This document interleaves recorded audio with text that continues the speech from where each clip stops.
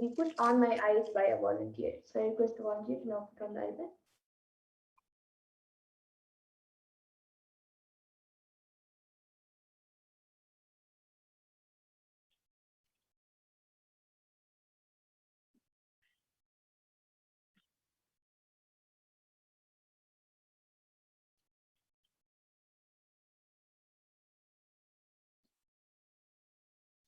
You can move a little to the left. Yes, so now the eye band has been put. I will be turning to my left, right, up, and down.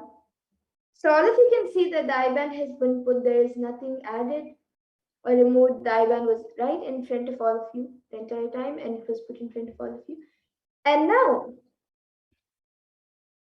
any of you who would like to put any comments, you can put it on the live YouTube chat. Any of the viewers watching us right now on YouTube, you can put it in the live YouTube chat. Anything that you would like me to read. Yes, we have a comment from Marceline Ji who has put thank you for all blessings and a heart emoji with 3 stars inside the heart. And then above that, we have Ma Wesley Silva who has donated 99 cents. Thank you, Ma, for your contribution to Kailasa. And anyone else who is watching us right now, even you can all put your comments. It can be anything. Yes, Ma Wesley Silva has put hello. And actually, in Ma Wesley Silva's contribution, in her donation, it has come in a blue box and she has put a banana peel next to it.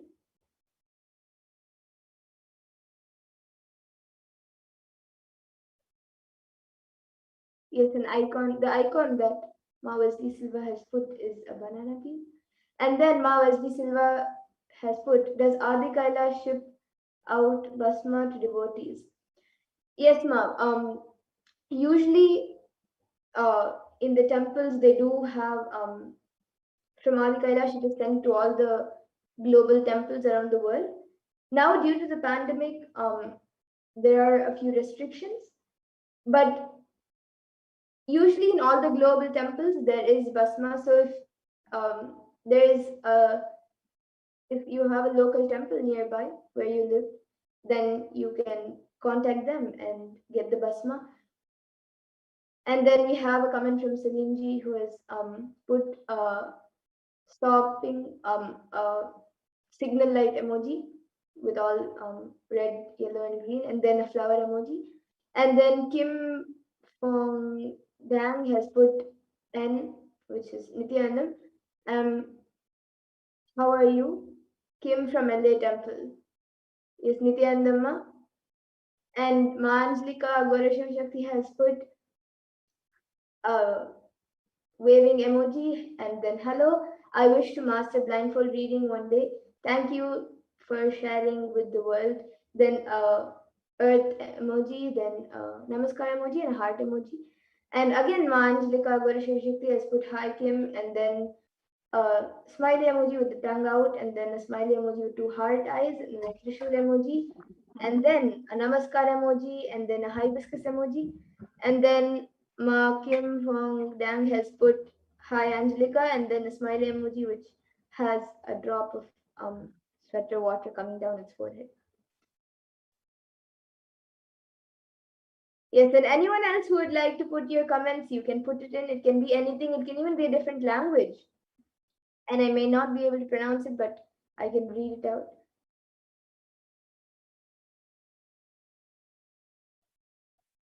It can be anything. It can even be a sequence of numbers, letters, or words, and it can even be a sentence that does not even make sense.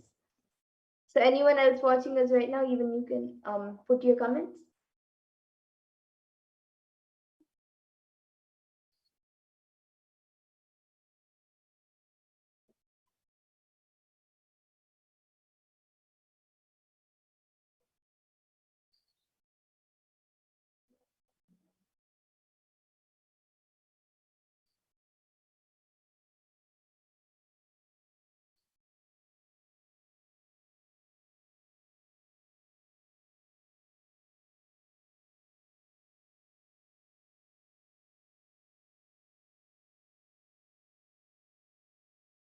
Yes, now Marcelanji has put we get and a question mark WIE, and then the next word is GEHT, then apostrophe and then S. And then Ma Kim Fong has put bonjour ma and then a namaskar emoji and a smiley emoji with heart eyes. And then Ma Wesley Silva has put sentence this makes sense not okay. Yes, it's okay if the sentence does not make sense.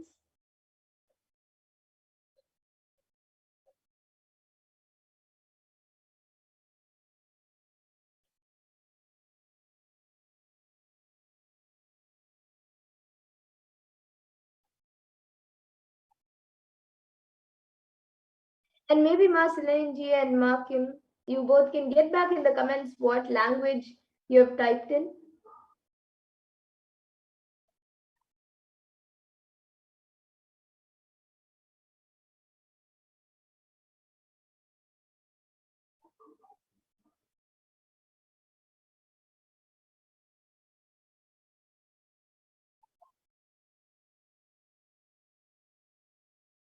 Ma Kim Fong Nang has put, I would love to be able to read blindfold as well. Swamiji, please bless Angelica and I to have this ability. Then Namaskar emoji, two Namaskar emojis, two Trishul emojis, two heart emoji, which has two hearts each. And then two Om emojis and two fire emojis. And Ma Kim has put French and Ma Sinji has put it's German. Yes, that's great. And yes, with that, now we'll be moving on to the next power, the power of body scanning. Before that, I request the volunteer to remove the I-band. But before that, if any of you would like to put more comments, you can put it before we remove the I-band.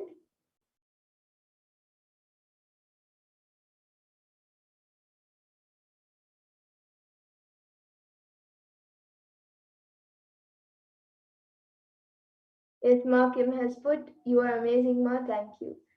Yes, thank you, Ma. Even you will be able to manifest these Shaktis. I'm sure you have already been initiated, and even today during the Venkateshwara BHAVASAMADHI Darshan, you will again be initiated. So just manifest the powers you will be able to manifest now. And yes, so now the volunteer will be removing the I-band, and all of you can see as the I-band is removed.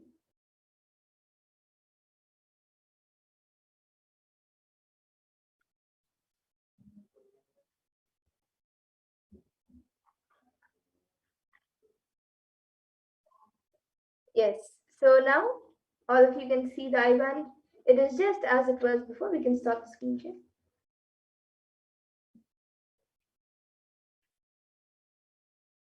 Yes, so all of you can see the I-band. It is just as it was before.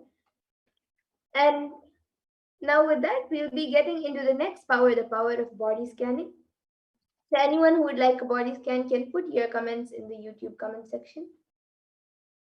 And before that, we will be going through the pramanas for this power.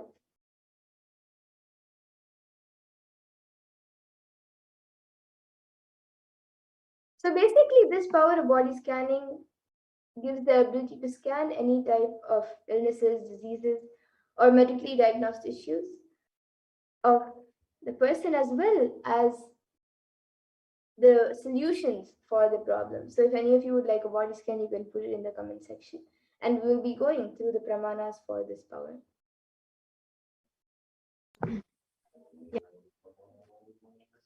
So let us now enter into the power of body scanning. And now we'll chant the Shastra Pramana, the scriptural reference to manifest the powers of body scanning. Swadehe jagato vapi sukshma sukshmatarani cha tattvani yani nilayam yadvante vajyate para. And the English translation says, Bhagavan Paramashivoham says, cognize deeply that from the subtle to the subtlest constitutive principles of your whole body or the whole universe simultaneously consist of the essential reality. They are being absorbed in their source cause, Paramashiva, by the complete all thoughts and the ultimate universal divine power, Paradevi Adi Shakti, is revealed and the supreme power manifestation happens. And the after pramana for this power comes from the life of a Siddha whose name was Teraya. And he was one of the prominent disciples of Agatya. So one day a man suffering from severe headache comes to Agatya for healing, and Agatya uses the power of body scanning and identifies the root cause of the headache. And he reveals that there is a small terai, a type of frog, sitting in the person's brain. Agatya then immediately instructs his disciple Teraya to perform an open head surgery and remove the frog. And after the surgery is completed successfully, the person is healed of the headache, and thus Teraya gains his name.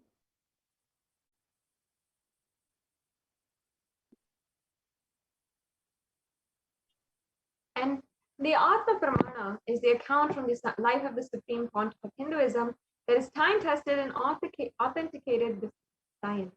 In fact, on the 22nd of December 2019, the Supreme Pontiff of Hinduism had revealed how Swamiji uses the power of body scanning.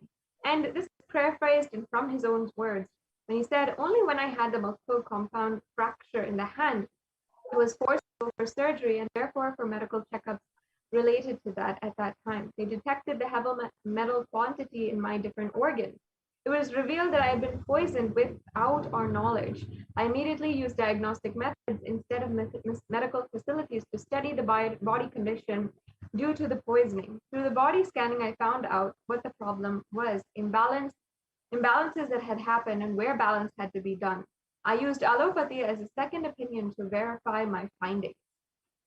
This is the way the Supreme Pontiff of Hinduism himself exemplified from just recently as well. Not while there are many different instances and examples from his own childhood, from his own divine childhood as well. And here also you can see the Sakshi Pramana, which are the experiences and results of the external manifestation happening through the initiated disciples of the Supreme Pontiff of Hinduism. So all of you can see here a few sharings of the thousands, just a few of the thousands of disciples who have successfully manifested this power and shared their experience on social media. And now all of you will be witnessing the live demonstration of this power. And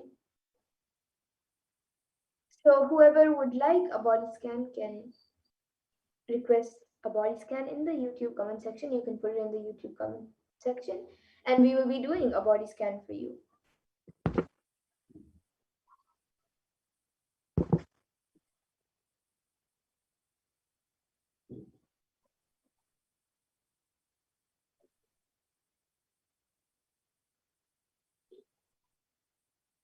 Yes, I see already many of you have asked.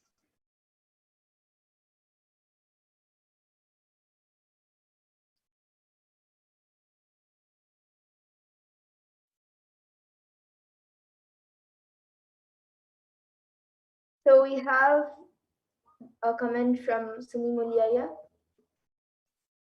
Please scan my father in India, got consent. Yes, I'll be doing a scan for your father now, yeah?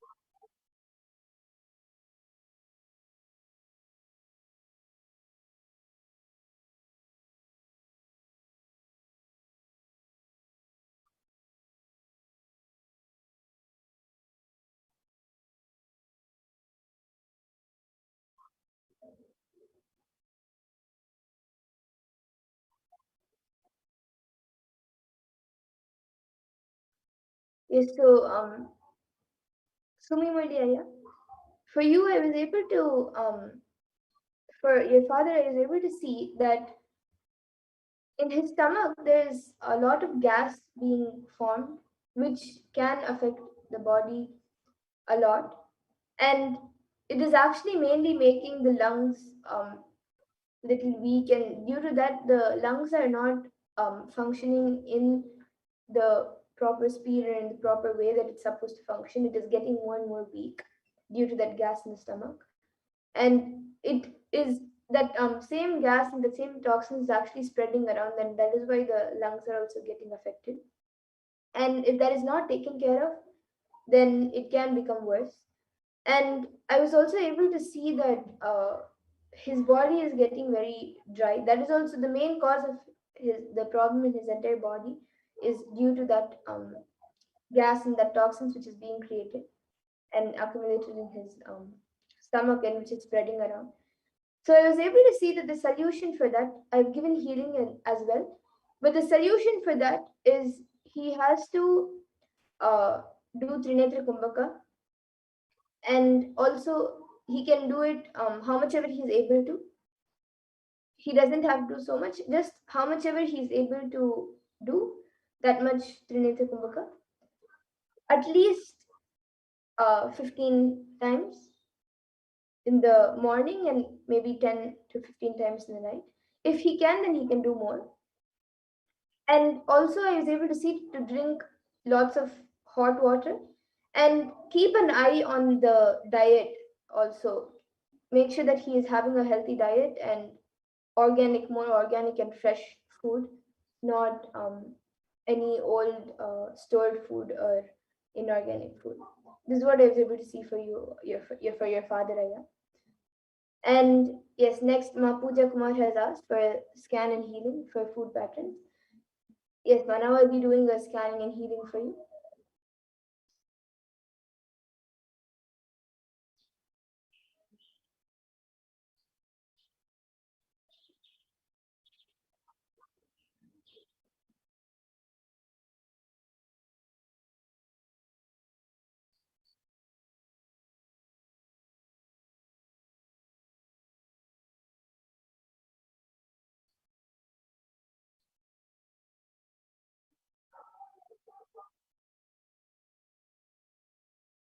Yes, Ma. So, Ma Pooja Kumar, what I was able to see for you was that if you feel that you are having a bad diet, or you're getting addicted to some type of food, or you're having some type of food a lot and you feel that you should reduce it, or even if you know that you should not be having so much of any type of specific food, you have to consciously drop it. That is the only way to, I was able to see that you should get out of it. You should consciously um, break out of that food pattern. If you see yourself going to that same type of food, or that same variety, or same thing which is not good or healthy for you, and you know it, then you should, if it's happening for more than 3 days especially, you should consciously break it. You can also ask other people around you to help you, but the conscious decision has to happen from your side, and you have to take a conscious decision. And once you take a conscious decision, you will see that Swamiji also helps you in coming out of the food patterns. And I've also given healing. So with the grace and blessings of Swamiji, you will be healed. No? And you can get back in the comment section as well. Sumimuliyaya, also you can get back in the comment section. And next we have Ma Sirinji, who has asked for a body scanning, especially for giving up fast and postponing. Yes, Ma, now I'll be doing a scan for you.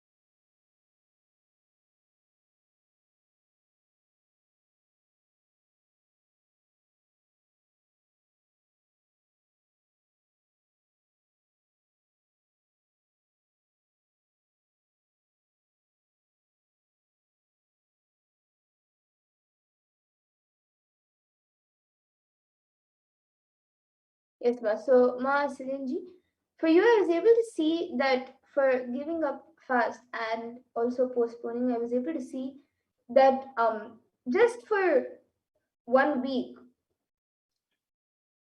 consciously decide that if you decide to do something, then do it without postponing it. And if it does not happen, do not give up on it. Just somehow push yourself for just 1 week and make sure that you don't postpone things or give up on things. And you will see that automatically becomes that will automatically become a part of you for not giving up fast and postponing. And I was also able to see that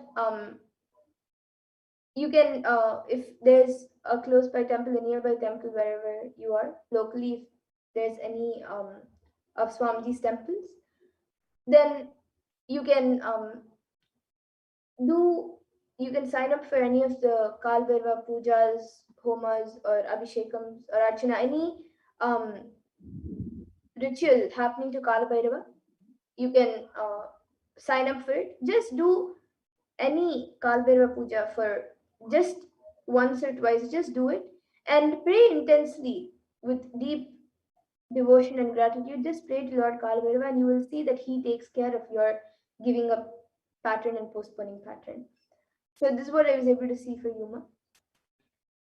Just do any Kalbhairava puja. It can be the Archana, Homa, Abhishekam. It can be anything.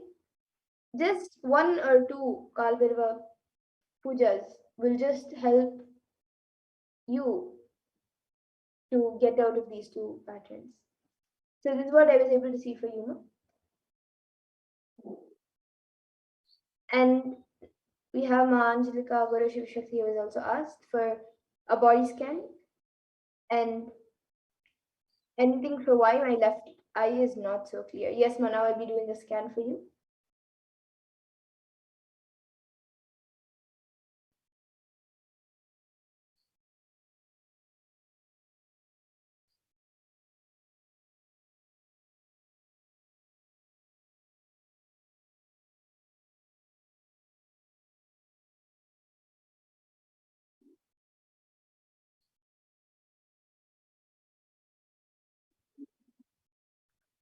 Yes, Ma. So for you, I was able to see that right now you are quite healthy.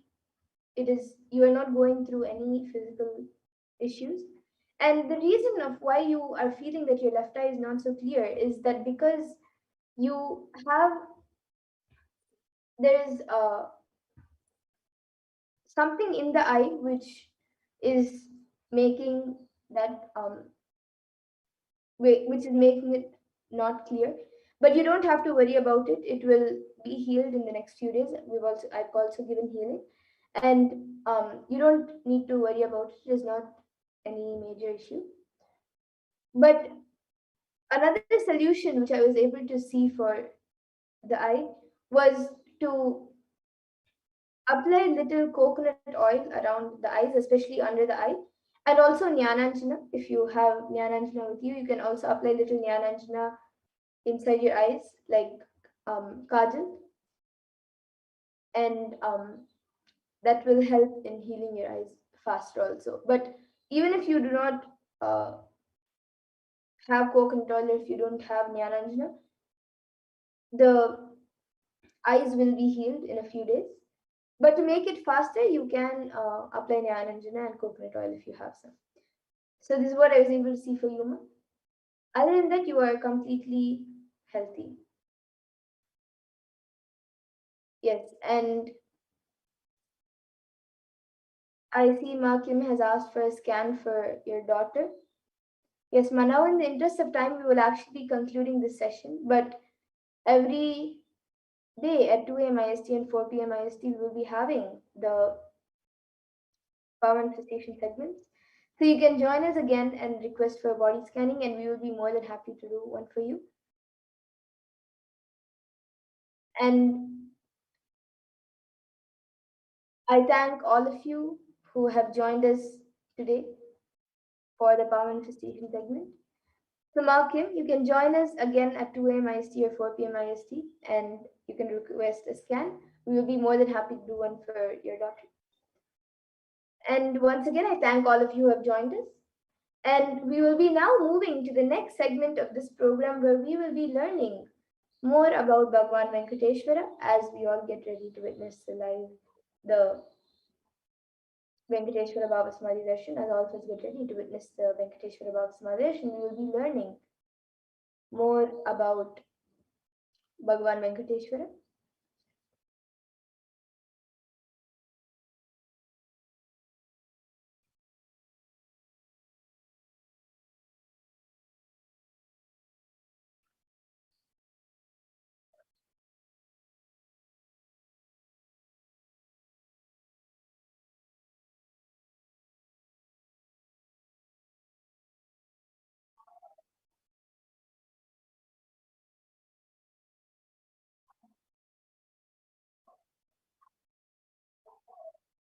So now in this next segment, we will be learning about how the world is today versus Kailasa today.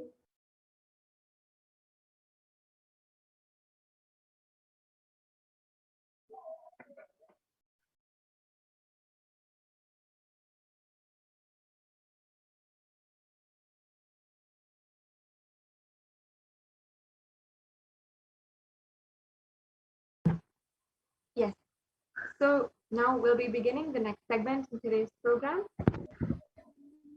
Understanding the powerful cognitions of Bhagavan Sri Venkateshwara.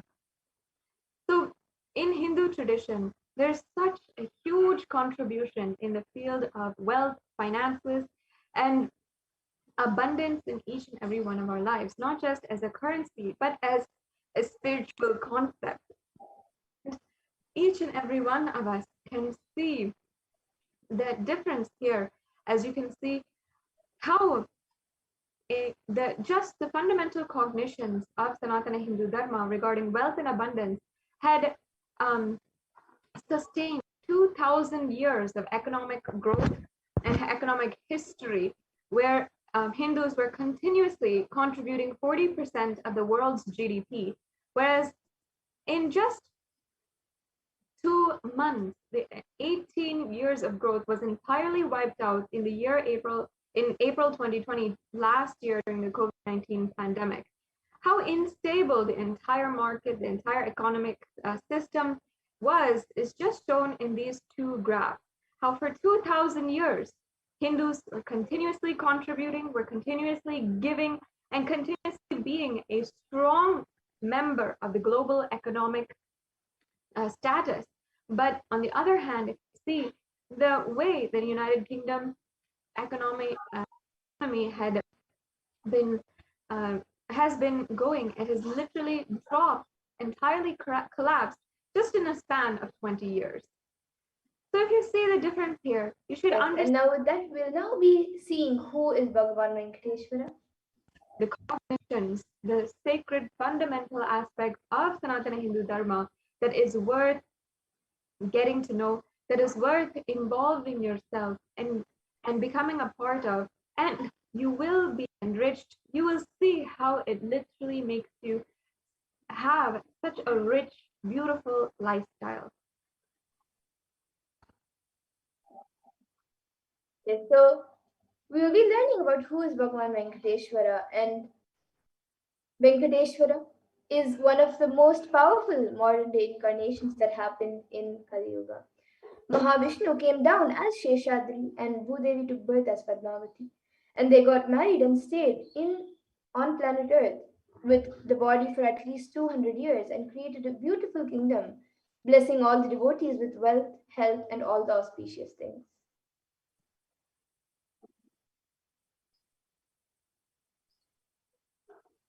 And Venkateshwara's Murti in Tirumala is actually his very body. He decided to stand in Tirumala, making himself available to all his devotees. Venkateshwara just became a deity. And the very body, how he is standing, he just became the Arshavatara. Arshavatara means the incarnation in the form of the deity to receive all the worship and devotion of the devotees. So Srinivasa became Archavatara standing in Tirumala and gracing the whole world, the whole universe, by showering wealth, health, and all the spiritual benefits. And Venkateshwar also has Shri, which is Devi Mahalakshmi, the goddess of wealth and prosperity within his chest.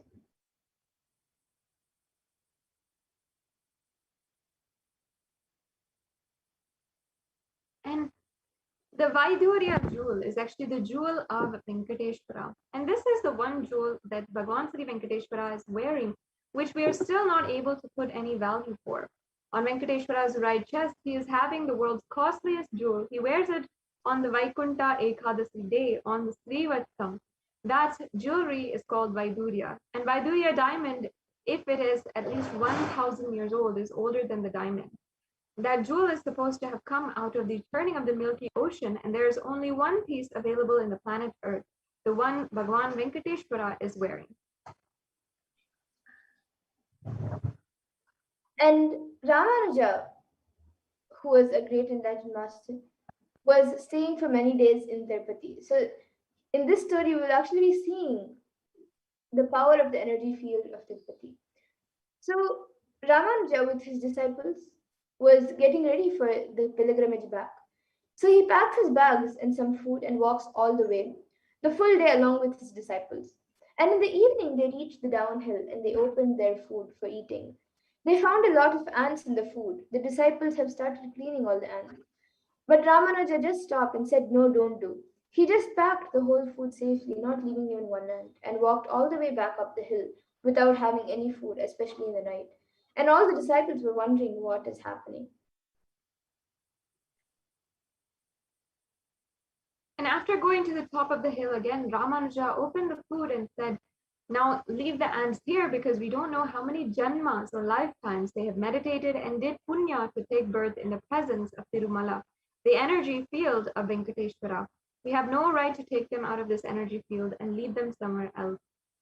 To understand, even when the masters become deities, the siddhas come to live around in their presence. And when deity becomes master, naturally all the siddhas, all the higher level beings come to live around with them. And the Shastra Pramana for this comes from the Narayana Suktam, verse 1. And it says, Sahasrashirsham Devam Vishwakam Vishwashambhuvam Vishwam Narayanam Devam Aksharam Paramam Padam. And the translation for this is, this universe is the eternal being, Narayana, the imperishable, the supreme, the goal, multi-headed and multi-eyed, omnipresent and omniscient, the resplendent, the source of delight for the whole universe.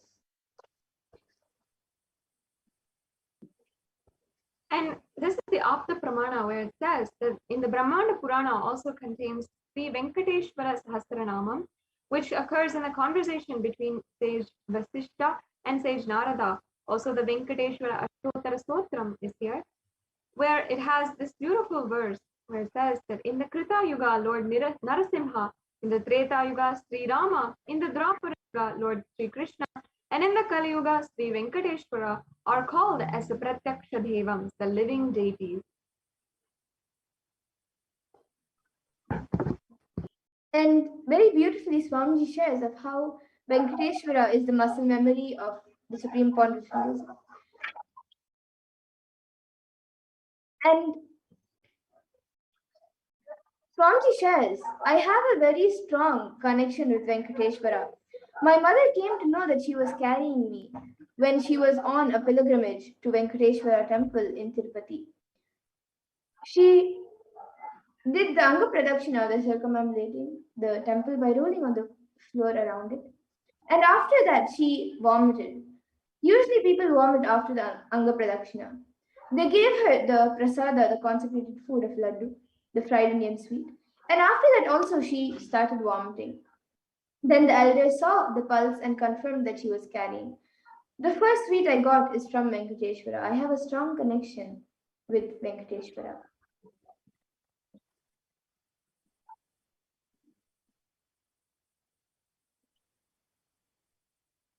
And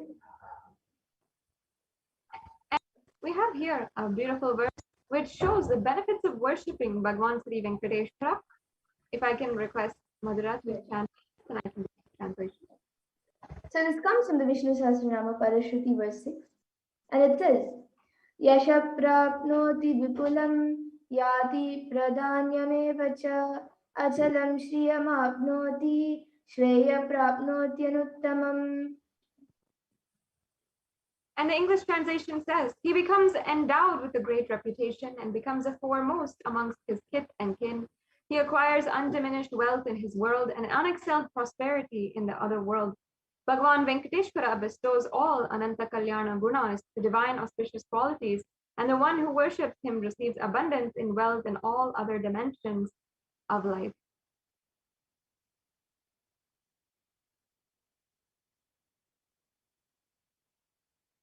And in today's darshan, Bhagavan Venkateshwara would be manifesting through the Nijavatara, the thousand-eight living incarnation of Paramashiva, the supreme point of Hinduism, Jagat Guru Mahasanidhanam, His Divine Holiness, Bhagavan Nithyananda Paramashivam.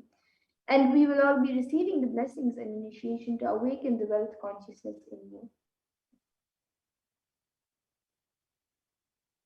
And now let us understand the different dimensions of wealth creation and the secrets behind wealth creation. There's two aspects, the Shankhanidhi and Padmanidhi. We have two dimensions of wealth creation in the Vedic tradition. The Shankhanidhi means conquered wealth, conquered from natural resources. And Padmanidhi means the flowered wealth, like a lotus. It's created. Padmanidhi is to make flower from natural resources. And in the Vedic tradition, there are two major gods representing wealth, Kubera and Lakshmi. So Kubera hoards wealth and he holds wealth and sits on wealth, example like treasury, stock market, etc. Kubera enjoys the subtle power that holding wealth can bring. And Lakshmi represents wealth that is flowing, circulating, and which is going around like current. Lakshmi uses wealth to enrich herself and the world, and she creates wealth effortlessly, uses it freely, and distributes it unconditionally.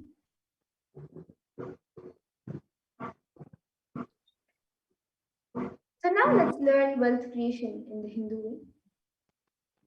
And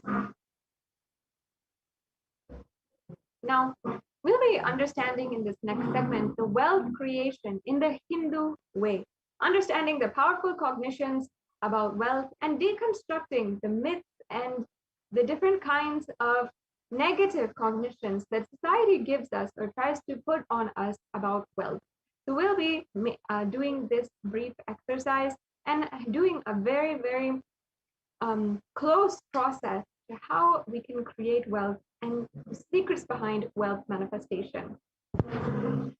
And we will be proceeding with this segment and understanding the wealth manifestation now. So understand that life can be equated to two things. One is the ability to achieve what you want in the inner or outer world. And the second is just getting stuck in the both worlds. And these are the only two equations. Once again, one is the ability to achieve what you want in the inner world and the outer world. And the second is just getting stuck and being stuck in both worlds.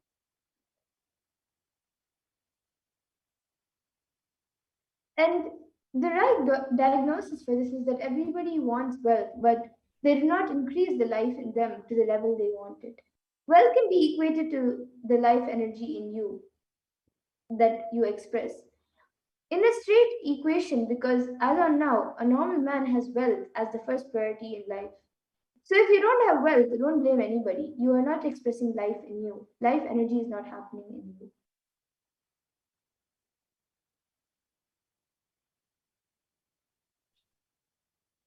And creating wealth is an intrinsic part of life.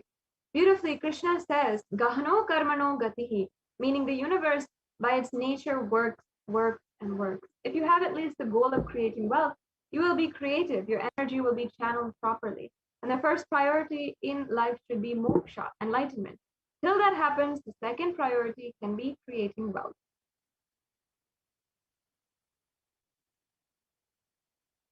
And creating wealth makes you non-violent because your whole energy becomes creative.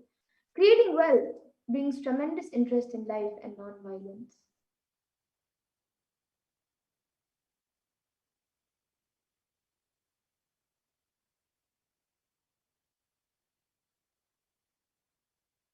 Wealth is not just an object or a thing to be achieved, it's the very extension of you. Anything that adds to you is wealth. The quality of health you enjoy, the state of your relationships, the fulfillment you experience in your career, your mental state, your sense of inner fulfillment, all these are measures of the success with which you are creating wealth in your life.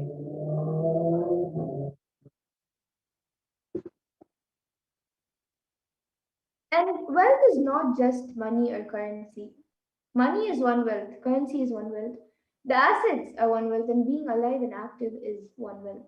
So all the four put together is wealth: money, currency, assets, and being active. Wealth is neither bad nor good, it is a utility.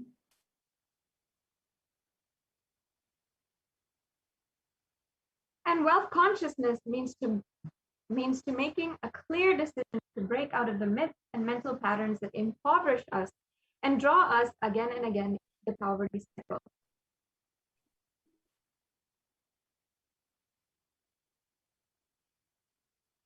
And you don't manifest your desire, you manifest your cognition. So what you cognize and perceive becomes a reality. Many of us say sometimes, I really desire wealth, but deep down you believe that wealthy people are arrogant people or bad people. They do a lot of wrong things. If you believe that wealthy people are arrogant, bad, or wrong, they do many things, then how can we manifest wealth in our life if our fundamental beliefs of it are feeling negative or not flowing towards that energy?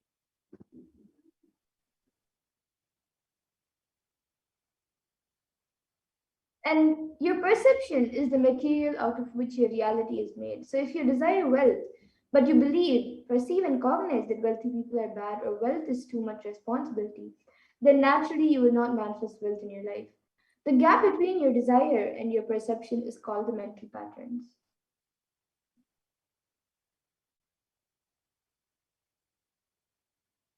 So now let us look at all of the beliefs that you carry about wealth. And we're going to be doing a dissection of some of the myths that you might be carrying inside of you about wealth. So take note of these, and we're going to be doing an intro-analysis exercise and a few short segments about how you can break these down, complete these, and infuse powerful cognitions about wealth.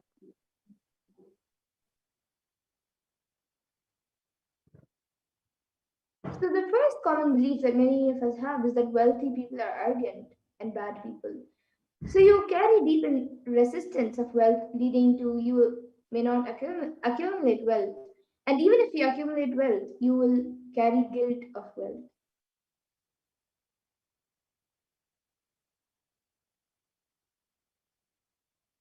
The truth, however, is that arrogance does not come by wealth. Arrogant people will be arrogant whether they have wealth or not. Arrogant means behaving if you know more than if you're more important than or you know more than another person. But we wrongly associate wealth to arrogance, creating a pattern and start hating wealth as well, the same way that we hate arrogance.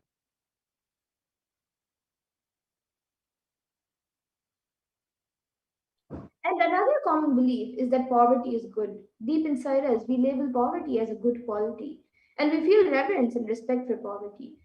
So if you believe in that, how are you going to generate wealth yourself?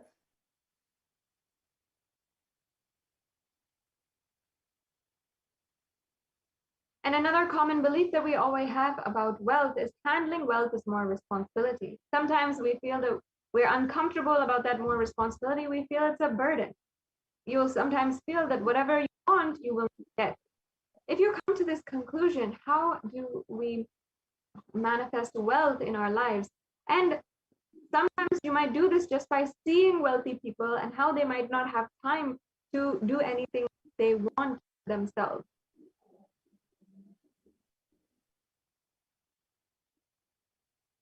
And a few more inadequate beliefs on wealth is that making money is a sin. But the truth is that if you create as much wealth as you can celebrate it and share it. Wealth consciousness is high creativity with high responsibility. And another belief is that wealthy people work smart but not hard.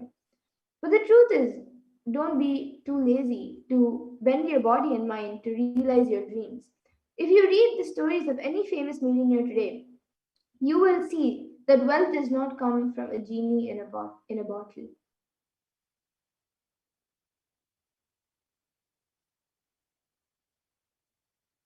And some of us even believe that you have to be worthy of wealth. But the truth is that wealth serves those who are wealthy in their very consciousness itself. So the answer is that we have to understand and we have to make our consciousness itself wealthy, abundant, flowing, and rich in its very by its very nature.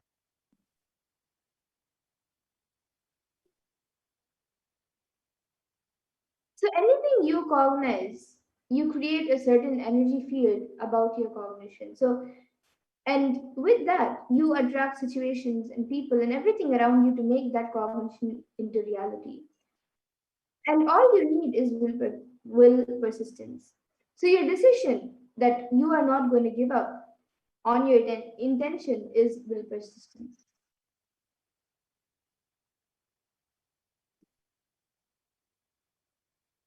And your mental patterns go on affecting you, but you always tell that you're too busy to prepare yourself, and it's almost like even by rotating the handle or pushing and pulling the gears, you never go where you want. You're sitting in a broken car, and we have to come to that reality. You have to first repair the mental patterns that you have.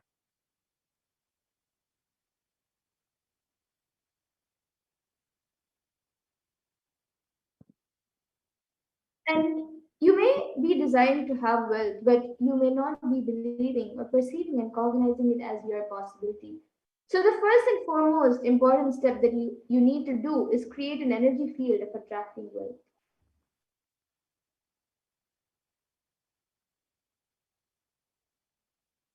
So now we will be entering into this next segment where we're going to be imbibing the powerful cognitions given by the supreme concept of Hinduism on the secrets of attracting wealth.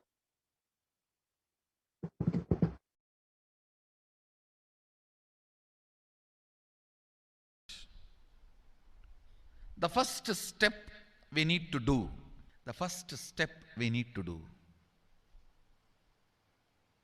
looking back, the gap between your desire and your cognitions, how you started perceiving wealth, money, how you started perceiving. I can tell you a small story. First time, how I was introduced to money and started interacting with money. I still remember my third birthday. My father has given me a Ganesha who actually ate food. If you have read my biography, you would have read the incident. If you are interested, you can go to YouTube where I have narrated the whole story. I was given that Ganesha as a gift and I was so curious and busy with playing with the deity. And then in Indian village we have a habit, all the family elders will give coins on the birthday as a gift to the kids. So I was sitting and playing with my Ganesha and all the family elders came. I am supposed to bow down to them. It's a tradition. So I touch their feet and they will give money. A lot of money got collected. Must be some 70-80 rupees. In those days it's a big money. And for a kid it's a too big money. And it was too much of coins and notes, so my father helped me to pack the whole thing in a hand key. So I looked at him and asked, what should I do with this? He said, you can buy whatever you want. I said, I don't need anything. I only wanted this Ganesha. You already gave it to me. I don't need anything. He said, then you can give it to anybody you want. So I just called all my cousins, brothers, everyone was playing. I grew up in a large joint family. 27 of us grew up together. So it's almost like a one school, small school. So all of them are playing. I called in my loud voice, hey, anybody wants come and take this money? I don't want it. So 4 5 kids were running, and my elder brother ran fast and took the whole thing, whole hand key. My father told me to tell my elder brother to share everyone, to share with all. I said, I have decided I don't want. And I said, whoever wants, take it. So he took it. How can I interfere in this after that? It's up to him. I will not even interfere, giving any further instruction to how they should share or who should share and all that. I said, I don't want. That's my first relationship with money. I still see very clearly that's the same relationship. Still, I don't touch money. I don't handle. Never felt the need. Anyhow, I am not saying this should be your pattern or this should be your. I am just giving you an example how I started relating with. So now dig out how you started relating with money. That was actually my completion with money. I touched first time money only to give dana. Still I am doing the same thing. Still I touch money only to give dana. How you cognized money, wealth, what all your perceptions and beliefs and cognitions about money. Let's dig out. Let's get them out first. The moment you remember money, does it bring tremendous pain, suffering, impossibility, all that in you? What is the emotion or energy it invokes in you?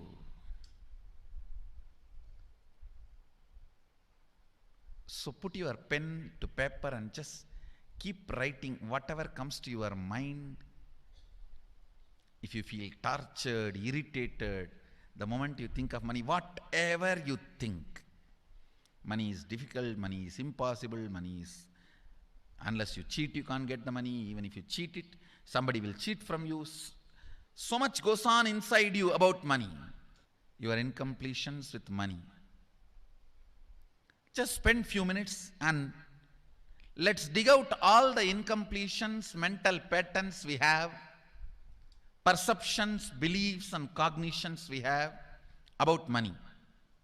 Listen, the first step we need to do now, cleaning up, completing these mental thought patterns, the incompletion patterns related to wealth, and stopping them from recurring. Please understand. Biggest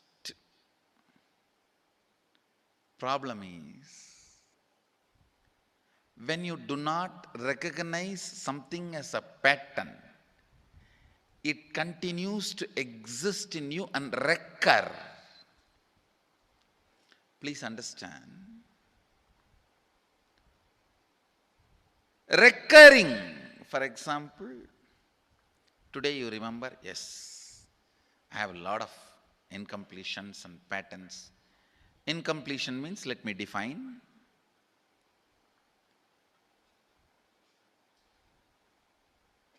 Your past sitting in your present, not letting you live your future is incompletion.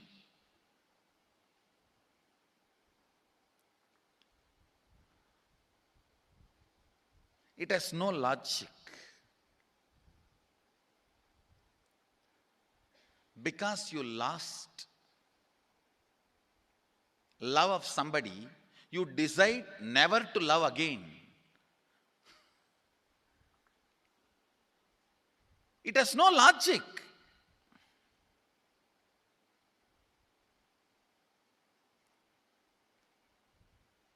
tons of negative decisions, cognitions you make about life is incompletion. I'll give you one small example. 8-year-old kid is in the classroom. Teacher asks, who is the first Prime Minister of India? The kid jumps on the bench and shouts, Mahatma Gandhi. Naturally, the whole class laughs, because Mahatma Gandhi is not, neither is Mahatma nor is first Prime Minister. Okay, that you leave it. When the whole class laughs, she decides never to come in the front, jump up and be active. Even after 50 years, if she becomes a CEO of a company, in the team meeting, she will be telling her ideas to somebody else and somebody else will be presenting. Even if she is the head of the meeting, she will continue to suffer the decision she made at the age of 8. How many of you see this is happening even in your life in some form? That is what I call incompletion.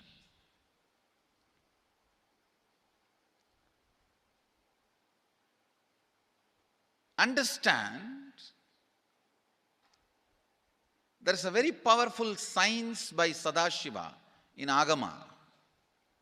Sadashiva is the first Guru, Adi Guru. He explains in Agama, of course, the moment I utter this word, many will have many questions. What? Sadashiva? He was supposed to be God. Was he Guru? He was supposed to be energy. Was he teaching? Let me be very clear. He is the pure consciousness beyond time and space, but he also assumed form within the time and space. The formless came in form many times and taught the great spiritual truths to the world. We should not even use the word was. Is the right word.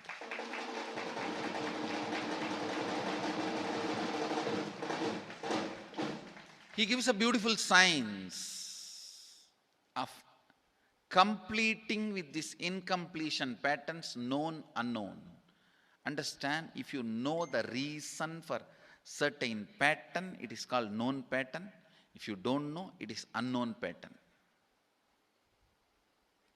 Sometimes you will have a heaviness, suffocation, but you don't even know why.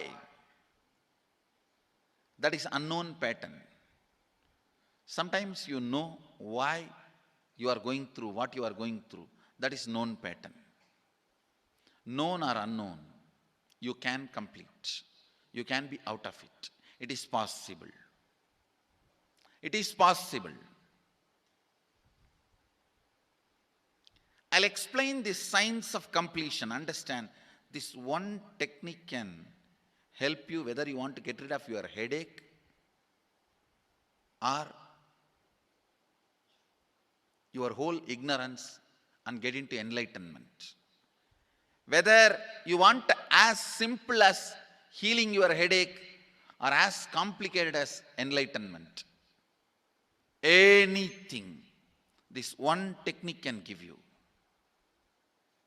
This one technique, it is a complete end-to-end, alpha to omega.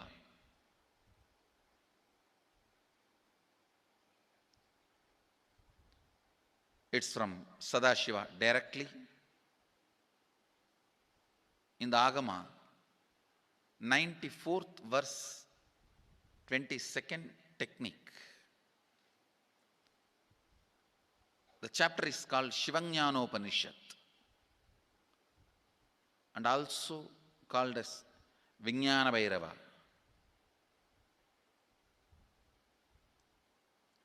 chittatyanta kritirnasti mamantar bhavayet iti vigalpanam abhavena vigalpair uchito bhavet. You don't have to remember. I am uttering every time so that I will remember. That's all. No, it is just to keep the purity of the teaching. I want all of you to know, whatever I am sharing with you is my personal enlightenment experience, which is in tune with the earlier master's experience. My apta pramana, my atma pramana in tune with the apta pramana, means the earlier masters, the shastra pramana. Only that can become your sakshi pramana.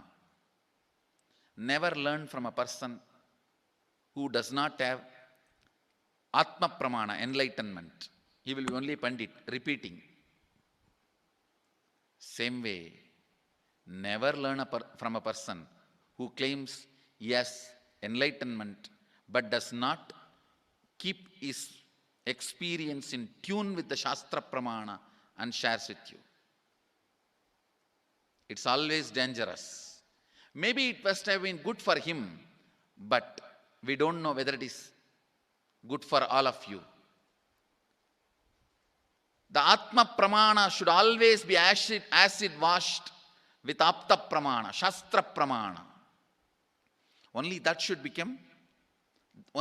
can become Sakshi Pramana, experiential reality for you.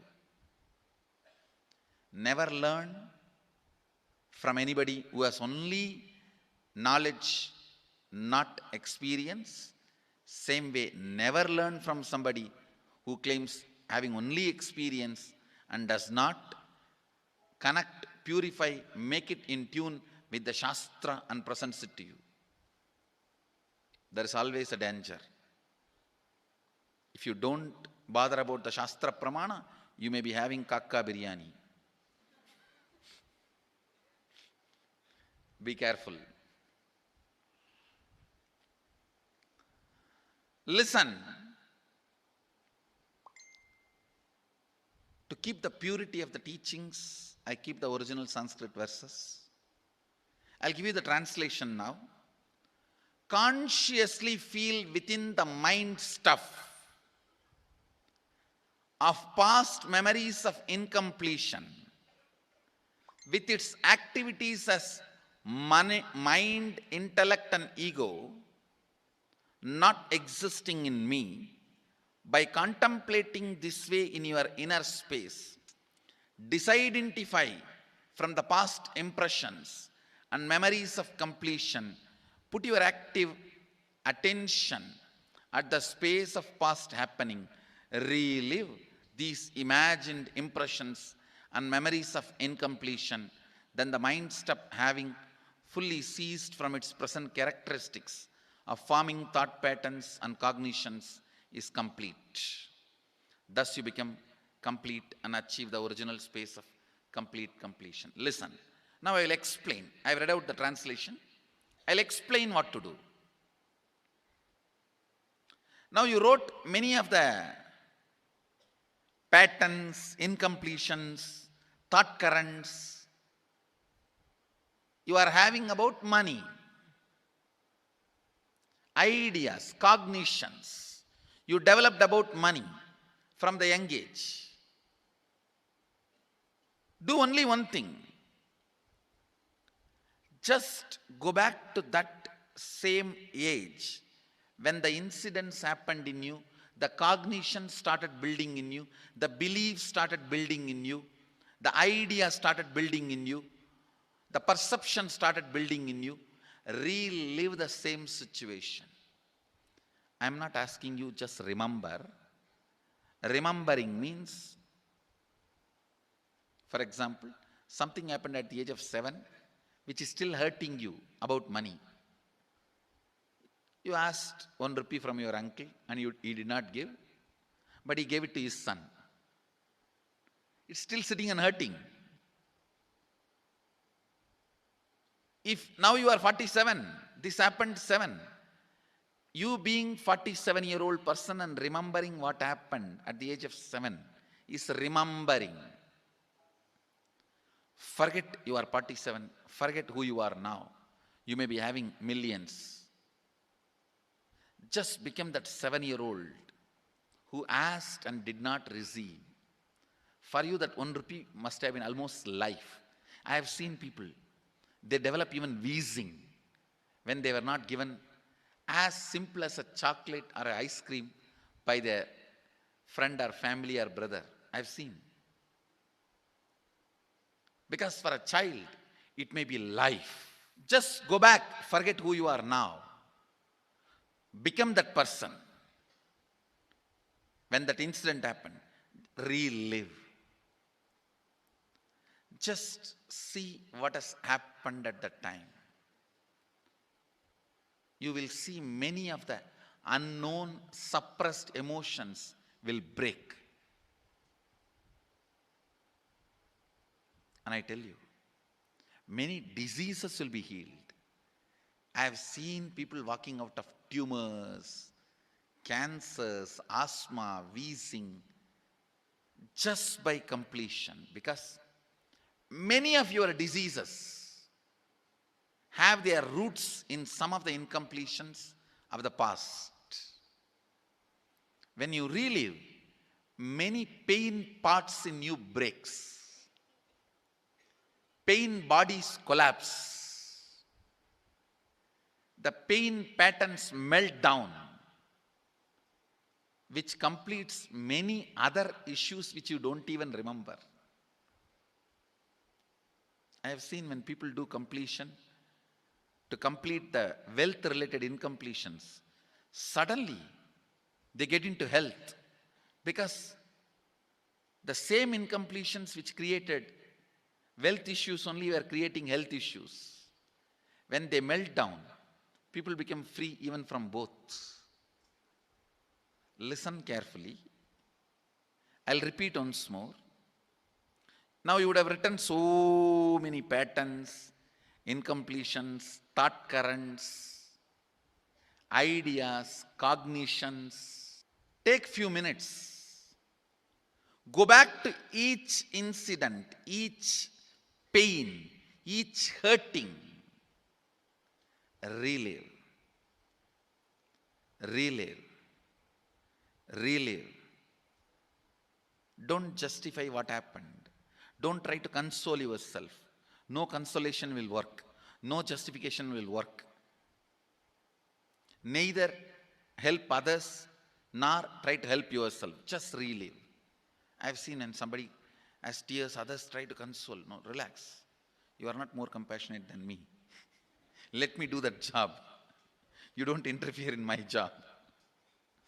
Let you just go through. Even you don't try to console yourself. That is not going to work. If something has to break inside, let it break. It's okay. When you relive, the powerlessness, incompletion, loses power over you. I'll guide you step by step.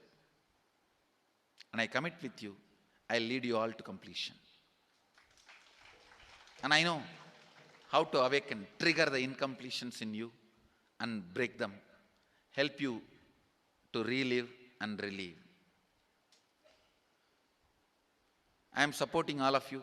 Have courage. Let's clean up.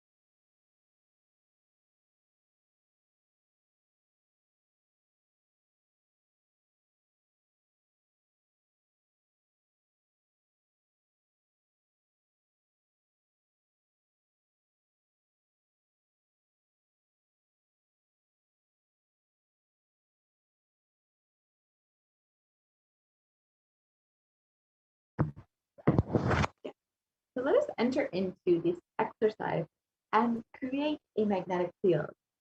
So the first step is to clean up all of the incompletions, the patterns that you carry about wealth, and create a right space, a powerful magnetic energy center inside of you to attract wealth, situations, and people that support you to create wealth like magnetic energy center for manifesting the way that you want.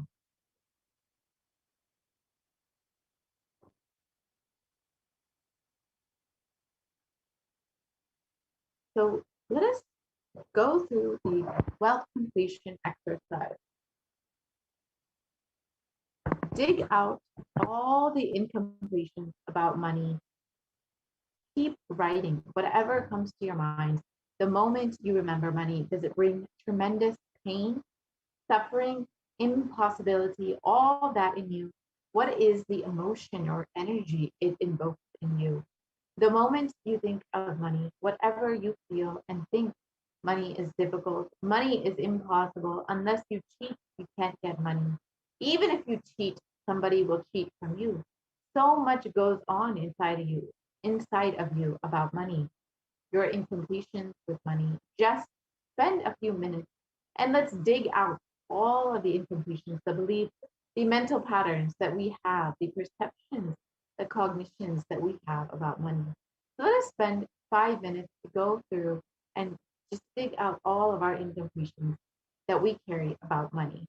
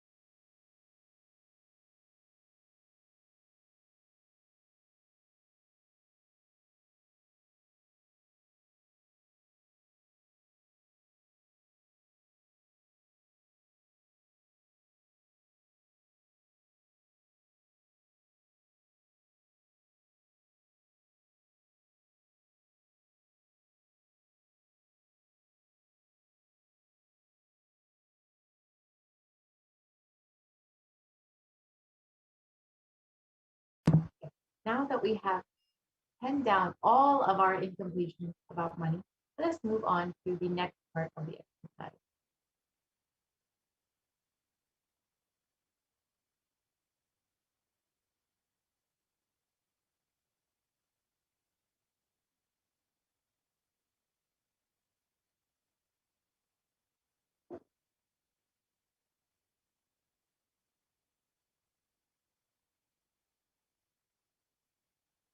We can continue on to the next part of the exercise.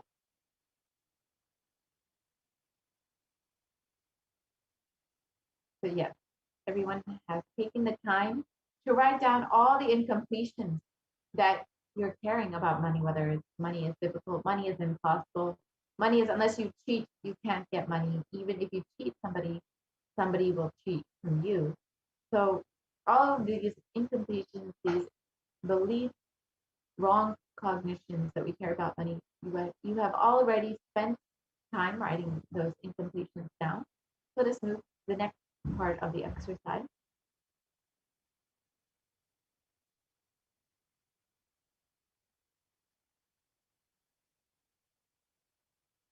So each belief or cognition starts from a particular incident. Identify the incidents when the wrong or incomplete beliefs about wealth started forming inside of you. Relive and relieve. Complete those incompletions. Go back to that same age when the incident happened, when the idea, belief, perception started building inside of you. And relive and relieve each and every single incident. So we will take just 5 minutes to do this.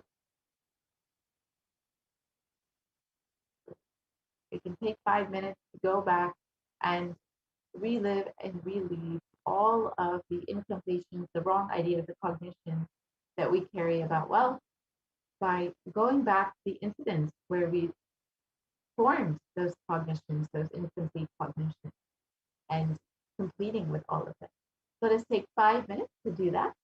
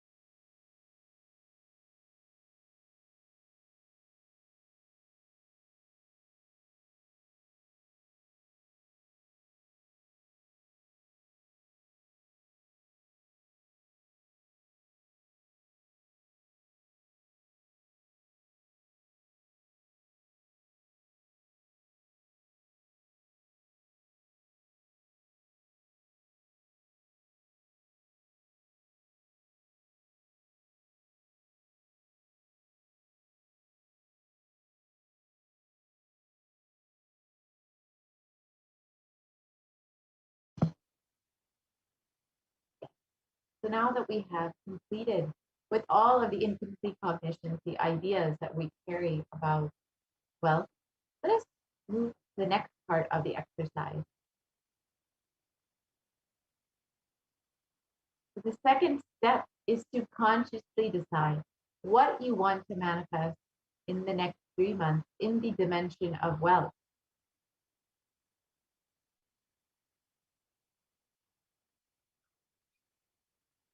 So let us go through the wealth manifestation exercise now. Write down clearly what it is your intention. What is your intention? What is it you want to manifest within the next 3 months in the field of wealth? Whatever you think as well. You may think more than money, currency, a person as wealth for you, for your life, or the situations as wealth for your life. Or for some people, being active, being alive is the wealth for their life. People feel even extraordinary powers as their wealth. So whatever you consider as your wealth, you whatever it is that you want to manifest, attract in the next 3 months, please pen that down now. So we will just take a few minutes to do that.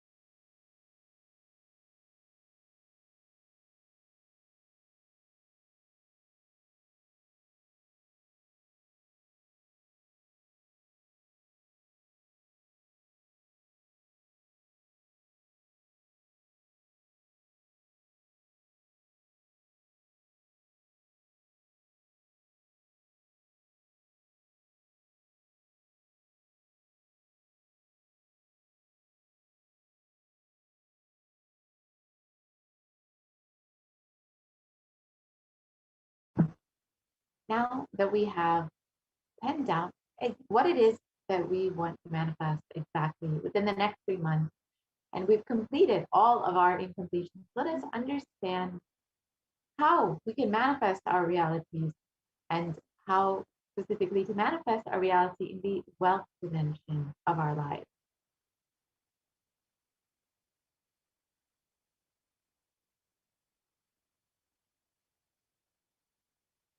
It is only by Guru's grace that we can manifest all of these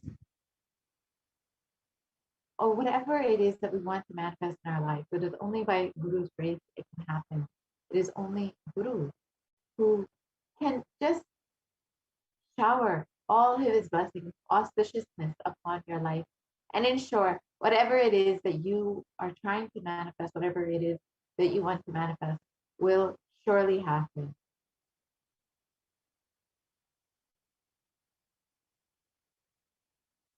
With deep devotion and oneness with the Guru, you can complete all the binding cognitions on wealth and manifest your life with prosperity and abundance.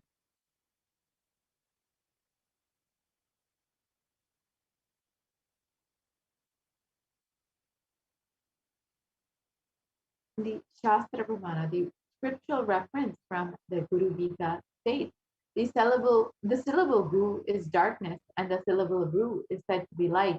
There is no doubt that the Guru is indeed the supreme knowledge that swallows the darkness of ignorance.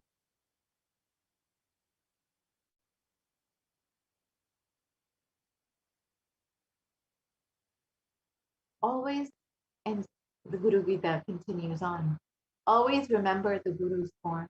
Constantly repeat the divine name given by the Guru. Always follow the Guru's commands. Think of nothing other than the Guru.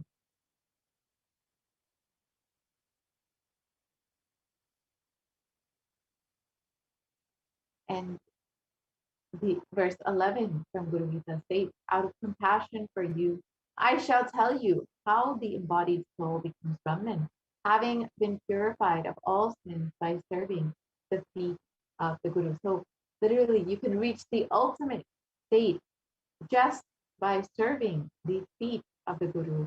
All of your karmas, all of your sins can just be purified, and you can experience the ultimate.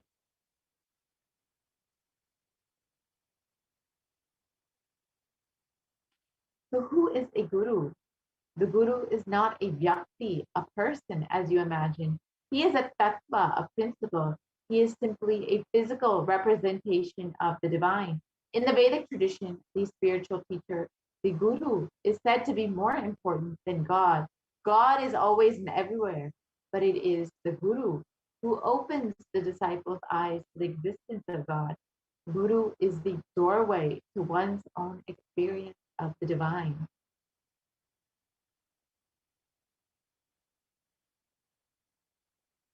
Guru exists as the embodiment, manifest form of God, Paramashiva, and God, Paramashiva, is the unmanifest form of Guru.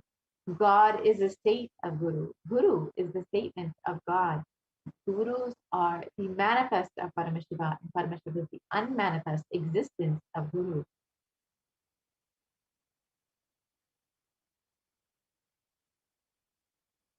And Guru Bhakti, devotion to the Guru, is intense, pure existential energy which can liberate you from all known, unknown, unnecessary delusions. So, this is the easiest, most sweetest way to manifest any reality that you want, is just through pure devotion to the Guru, just by serving the feet of the Guru. You can simply manifest any reality, any dimension of wealth that you would like.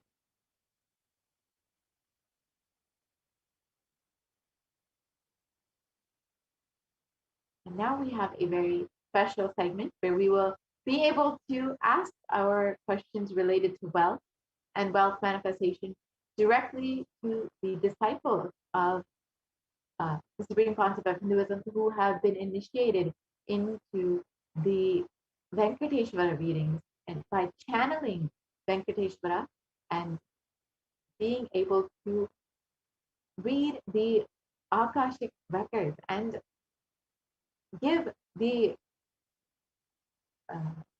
uh, readings directly from Venkateshwara about your incompletions, your prayers, your wealth manifestation, whatever it is that you are searching answers for.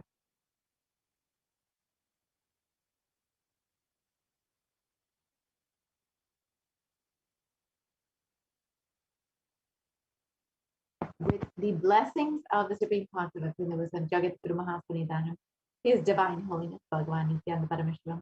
A group of disciples have been initiated to have the Sarupriya of Venkateshwara, embodying the grace and form of Venkateshwara. Any question or prayer that is taken to Bhagavan Venkateshwara and Bhagavan Venkateshwara responds through the initiated disciple. So now you can ask your question to Bhagavan Venkateshwara and receive your answers through the initiated disciples of the Supreme Concept of Hinduism.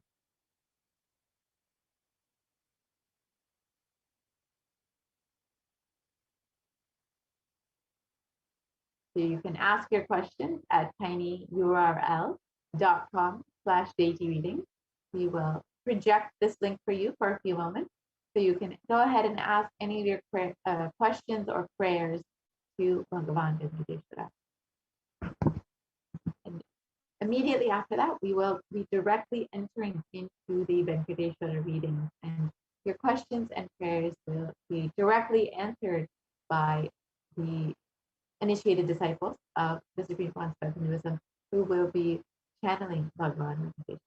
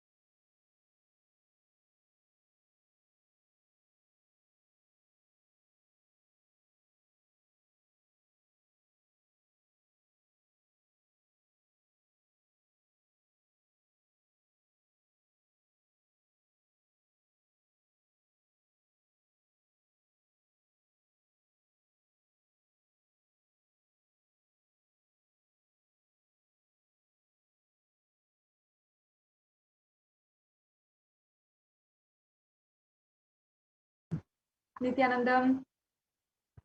Now, as we are waiting and we're going to be having the Venkateshwara Akashic reading, I invite each and every one of you, once again, if you have any questions, request any boons to Bhagavan Sri Venkateshwara, you can go to tinyurl.com/jtreading. Meanwhile, while we're waiting and we're going to be entering into the Venkateshwara Akashic reading, I invite now each and every one of you to understand the ways that you can become a part, offer to Bhagavan Sri Venkateshwara the various different sevas. Perhaps you're wondering, I've tried this before, but I have not been able to experience it fully, or I haven't been able to manifest it as I really want to. Perhaps you really feel that perhaps you don't have the right cognitions, or there's something in you which is faltering, which is making you not realize that yet you are still deeply yearning for that ultimate oneness experience and the breakthrough in wealth consciousness. It's not something that you have been struggling for just 1 or 2 years, but perhaps your whole lifetime. And you want the breakthrough right now. You cannot wait. I understand that there's many of you out there who might feel that, especially now in this global economic climate. And now we will be understanding the various ways that you can make that breakthrough happen in your life immediately and instantly through these various different offerings. The Bhagavan Venkateshwara BHAVASAMADHI Darshan offering. Yes. So let's just proceed into this segment.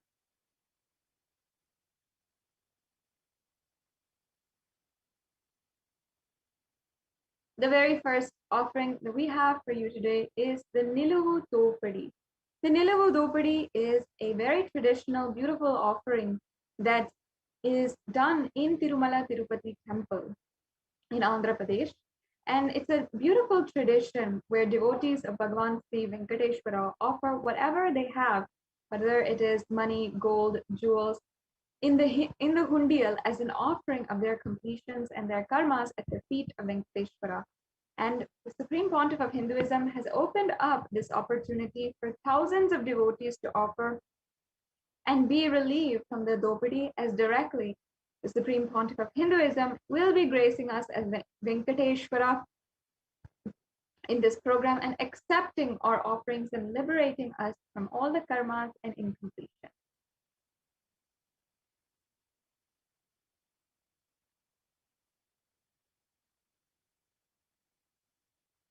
So you can follow these steps to offer the Niluvu Dopadi offering.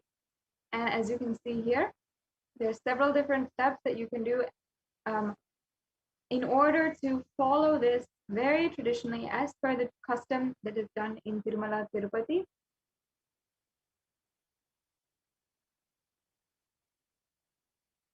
So after the BHAVASAMADHI Darshan, you can spread out a clean piece of cloth, preferably in white, in front of Swamiji's Atmamurti or Swamiji's photograph, which you have in your home. And from the space of abundance, remove all the jewels that you want to offer to Bhagavan Sri Venkateshwara and place them one by one in an organized manner on the cloth. Then you're going to take one photo of all of the jewels, neatly arrange them in the cloth and upload them in the form mentioned in the next slide. And then once you have taken the photo of all the jewels, upload them in the form, put them together in the cloth and tie the cloth with 3 knots securely. So that is officially the Niluvu Dopadi offering. And you can make this offering, especially if you feel that in the area of wealth or abundance, you really, really need to make a breakthrough. Especially now during this global economic climate, I'm sure that many of you are feeling job instability, going from one job to another, or you're feeling that you have many debts and loans that you are not able to pay off no matter how many years it might be in, or perhaps you are feeling that you're not able to maintain your savings account, and no matter how much every single month, it is just you're living paycheck to paycheck and unable to build your savings account to live securely in your life. And especially if you have a family, you feel the burden of all of that on your shoulders, and you're not able to see the possibilities of your life. This offering is simply means actually the Niluvudopadi is Bhagavan Sri Venkateshwara removing all of your burdens, all the pains that comes with your anything in the wealth era or the financial career, whatever it might be, and simply removing that. And actually it means snatching away. So in this Niluvudopadi, literally it'll be snatched away all of your karmas, your baggage, your pains and sufferings regarding wealth and abundance will simply be snatched away by Bhagavan Sri Venkateshwara. And you can just offer this as a very beautiful offering to Bhagavan Sri Venkateshwara. Yes. So here you have the offerings, how to make this offering, and you can go to submit that you have this offering, and you can get this shipment details of where to send this offering at tiny.cc/offerings shipping list, and the shipment is also address is also available here.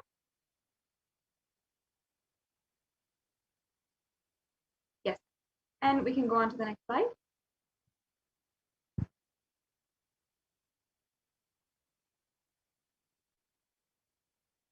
And in this Niluvudopadi offering, once again, it's an offering of any amount of any kind of jewelry, precious gems or currency that you might have as you wish.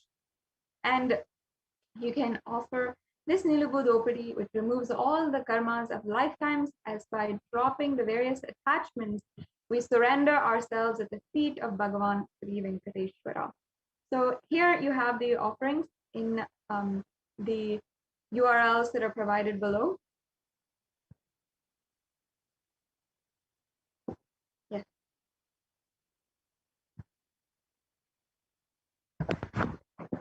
Yes.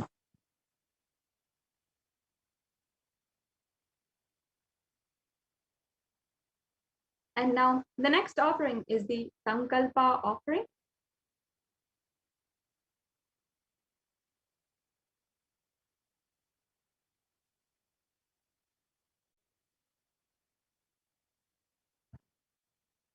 Here we have a beautiful verse from the Venkateshwara Namavali, the Padma Puranam, where it says how Venkateshwara simply accepts anything and any kind of devotion that you're offering, and he makes what you want into reality, just simply by his pure grace and his blessings.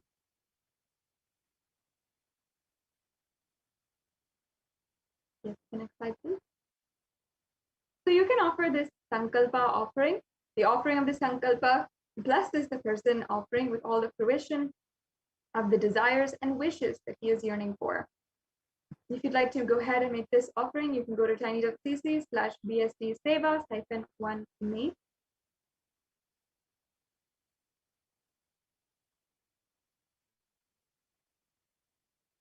The next offering we have is the Swarna Ashtottara Kasu, and this is the offering of the Ashtottara Namavali of Bhagavan Sri Venkateshwara.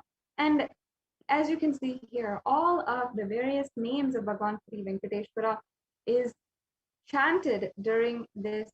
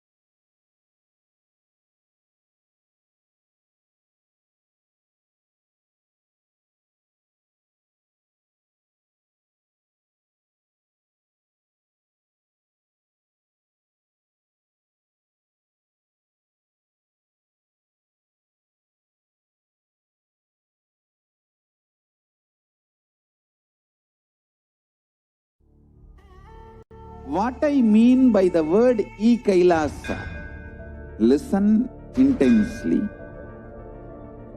Enlightenment ecosystem, literally enlightenment itself, in your own home, wherever you are.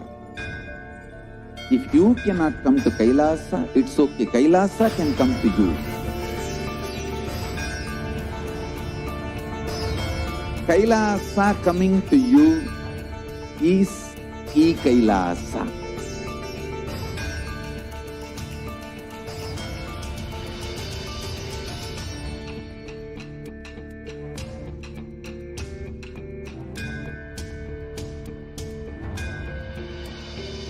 I will revive Hinduism.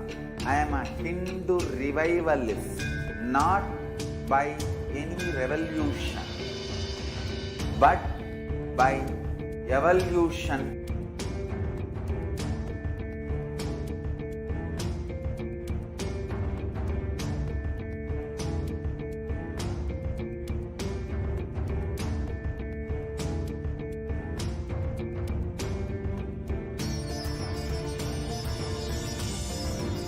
And setting model community.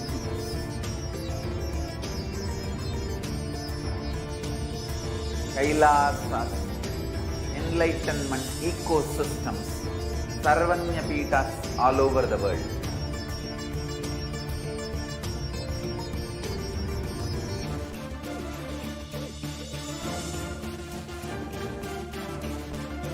All powerful cognition, knowledge, only when you live, power manifestation and possibilities manifestation happens. This is a fundamental truth.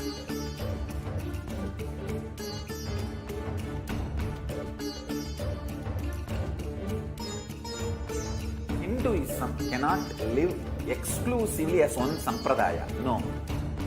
All sampradayas of Hinduism is an ecosystem.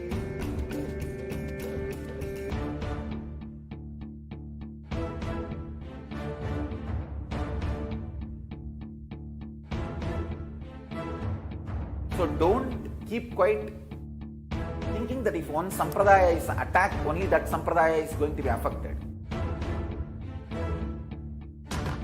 All of us are ecosystems.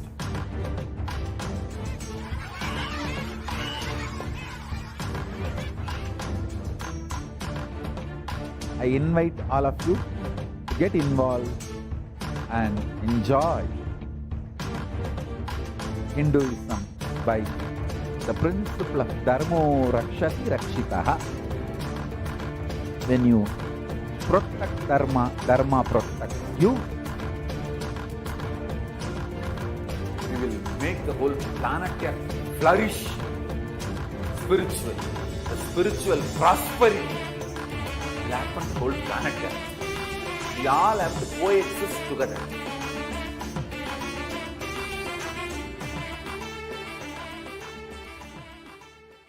Just be alive for next 3 years. Don't die within next 3 years.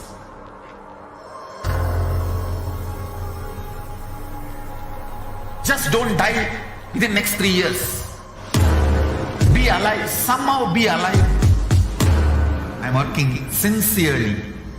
I will reach you somehow. Somehow I will reach you. It's my commitment to humanity.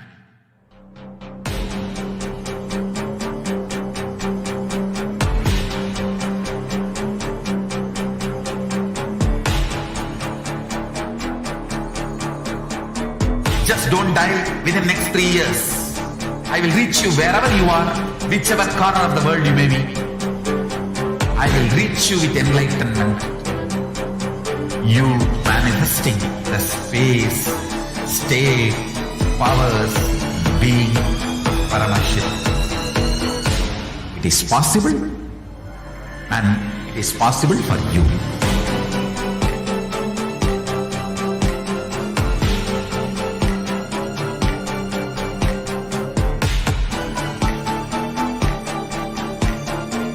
Paramashivoham will reach you with with enlightenment science.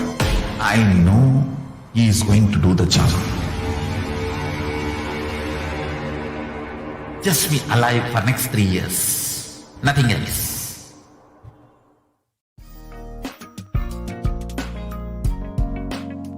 We get you health.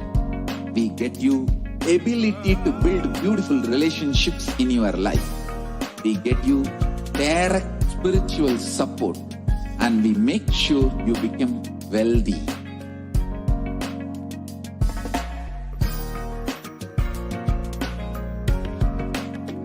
We won't stop giving you just good life. We will literally not stop till you live enlightened life. Manifesting the state of Paramashiva, space of Paramashiva, powers of Paramashiva, being of Paramashiva.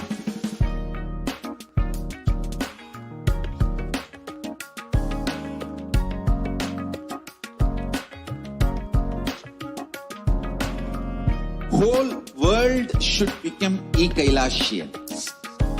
I want the whole world to know Hindus have something great to contribute to the world.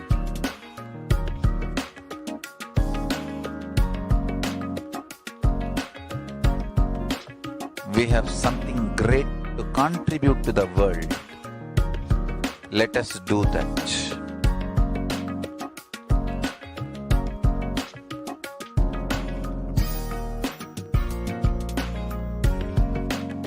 Kailasa is proper customized spiritual service helping you to identify your root patterns of suffering. We have perfected the science of helping every individual from every cultural, religious, nationality background.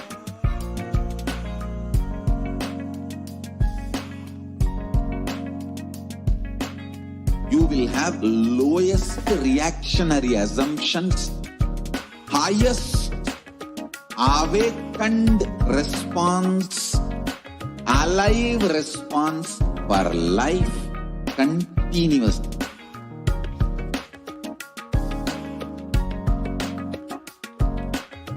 Kailasa is enlightenment ecosystem, literally enlightenment itself in your own home, wherever you are. Proper customized spiritual service helping you to complete with your life negativity, withdrawal from life, self-hatred, self-denial, self-doubt, so much of tiredness, laziness. We can support you aligning your diet, your attitude, your aptitude, your understanding about life. We can help you with everything.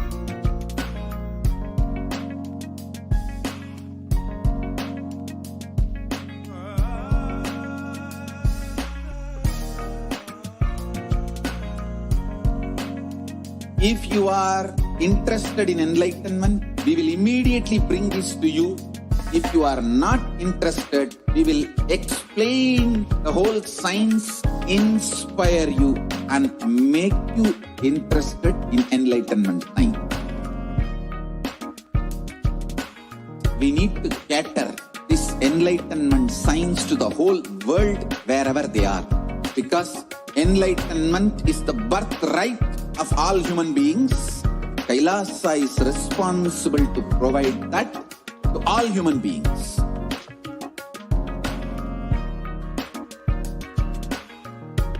Kailasa is the totality of the knowledge I received from my gurus and practice manifested in my life, perfected by teaching millions of people from all cultures, time zones, backgrounds, genders, nationality, race, from every creed.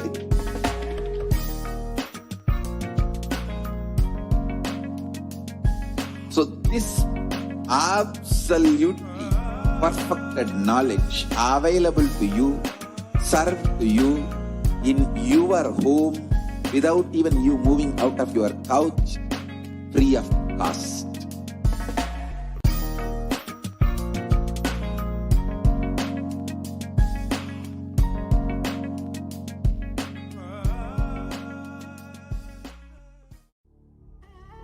What I mean by the word Kailasa, listen intensely.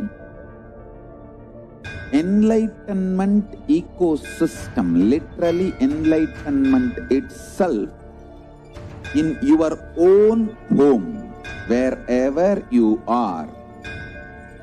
If you cannot come to Kailasa, it's okay. Kailasa can come to you. Kailasa coming to you is Kailasa.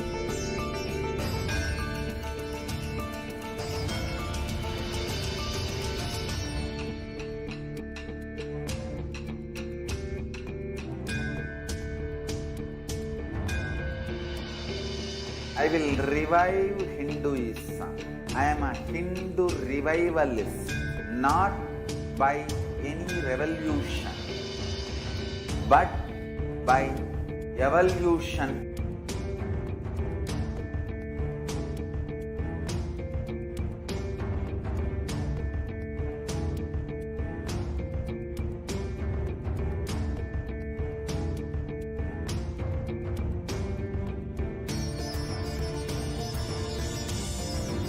And setting model community.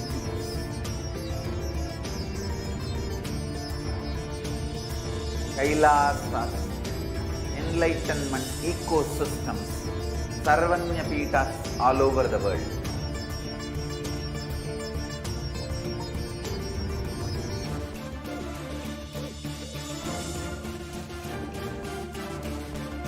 All powerful cognition, knowledge, only when you live, power manifestation and possibilities manifestation happens. It's a fundamental truth.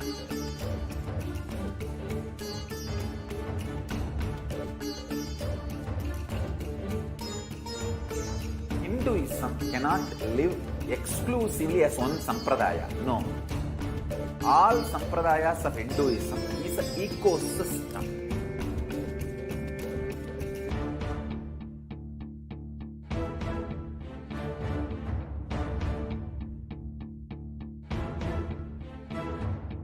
So don't keep quiet thinking that if one sampradaya is attacked, only that sampradaya is going to be affected.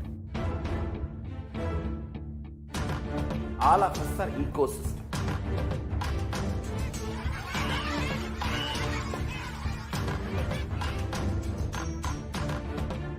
I invite all of you to get involved and enjoy Hinduism by the principle of Dharmo Rakshati Rakshitaha. When you protect Dharma, Dharma protects you. We will make the whole planet flourish spiritually. The spiritual prosperity will happen to the whole planet. We all have to coexist together.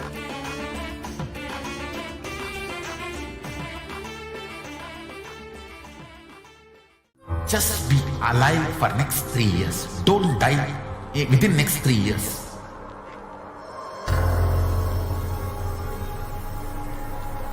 Just don't die within next 3 years. Be alive. Somehow be alive. I'm working sincerely. I will reach you somehow. Somehow I will reach you. It's my commitment to humanity.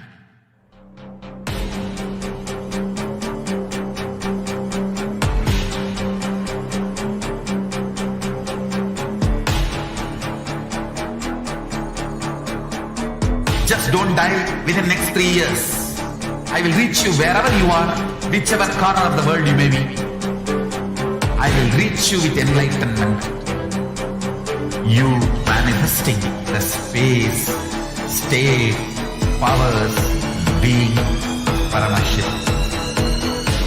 It is possible, and it is possible for you.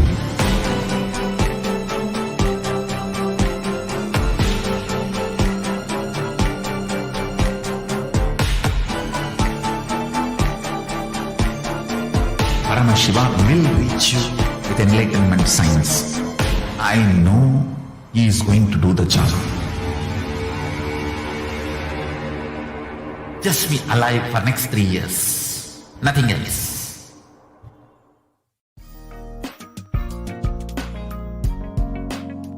We get you health.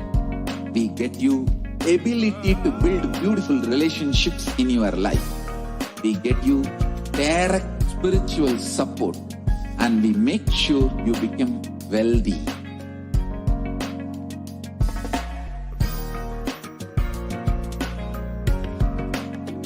We won't stop giving you just good life.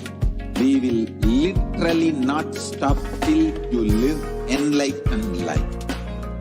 Manifesting the state of Paramashiva, space of Paramashiva, powers of Paramashiva, being of Paramashiva.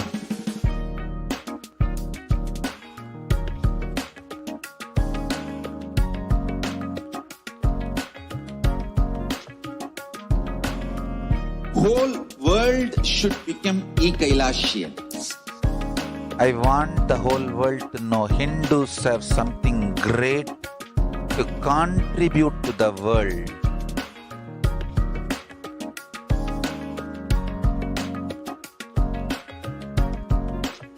We have something great to contribute to the world. Let us do that.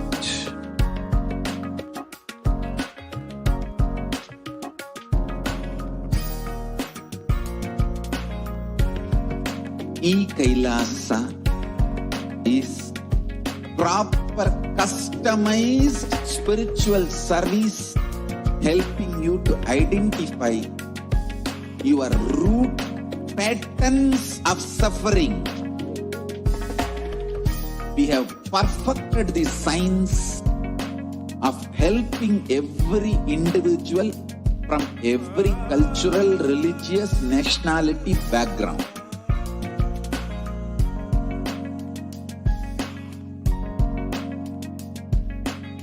You will have lowest reactionary assumptions, highest awakened response, alive response for life continuously.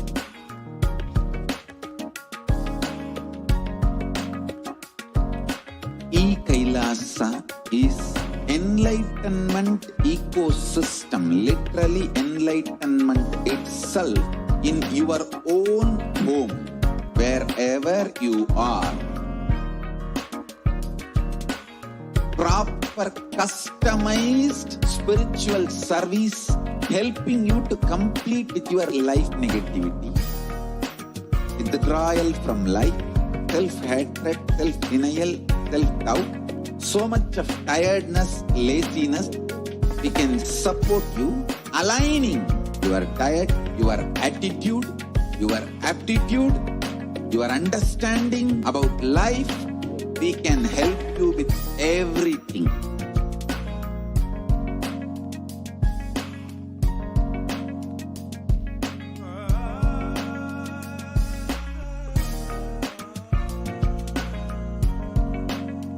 If you are interested in enlightenment, we will immediately bring this to you. If you are not interested, we will explain the whole science, inspire you, and make you interested in enlightenment science. We need to cater this enlightenment science to the whole world wherever they are, because enlightenment is the birthright of all human beings. Kailasa is responsible to provide that to all human beings. Nithyanandam, welcome back to all the viewers, and completing with all the viewers with the technical difficulties. I hope that you are staying tuned with us through this BHAVASAMADHI Darshan program. And each and every one of you are being able to see the various different offerings that you can make. And we're just discussing the Swarna Ashtottara Kasu, where all of the 108 names, sacred names of Srivari is chanted during the Sri Venkateshwara Bhavasamadhi during this offering.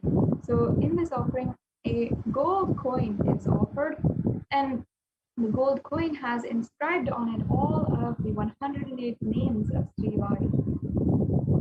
So as you can see here, we have all the different names.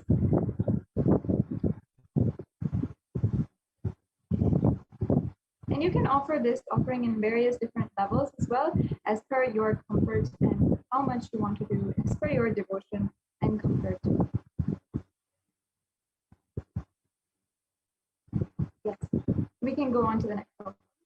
So yes, this Swarna Ashtottara Kasu is blessing the person offering with all the fruition and the desires and wishes that you are yearning for. The next offering.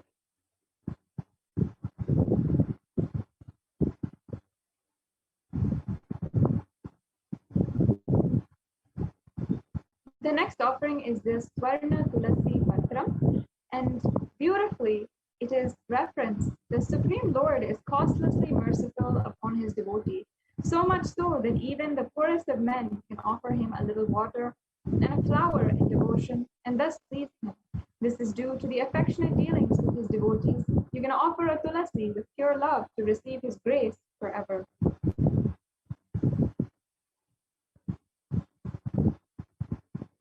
And there's also the Swarna Padma Pushpa, where you can see another reference where it says, if one offers to me with devotion a leaf, a flower, a fruit, or even water, I delightfully partake of that article offered with love by my devotees in pure consciousness.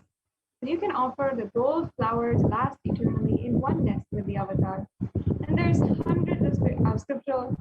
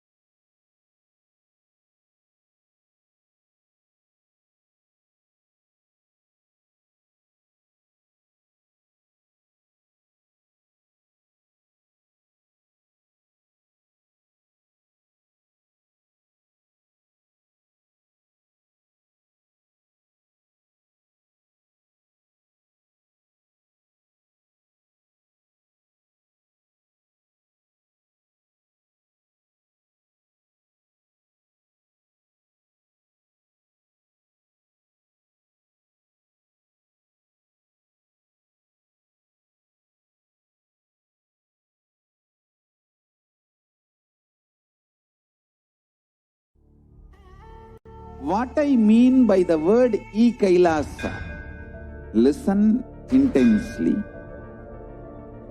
Enlightenment ecosystem, literally enlightenment itself, in your own home, wherever you are. If you cannot come to Kailasa, it's okay. Kailasa can come to you. Kailasa coming to you is Kailasa.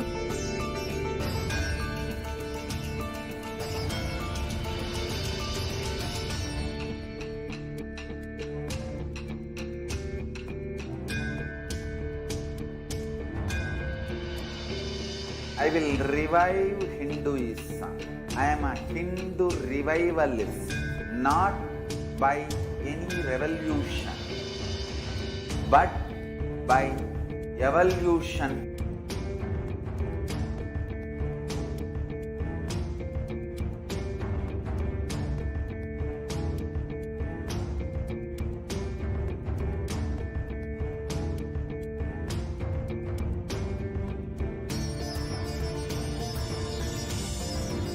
And setting model communities.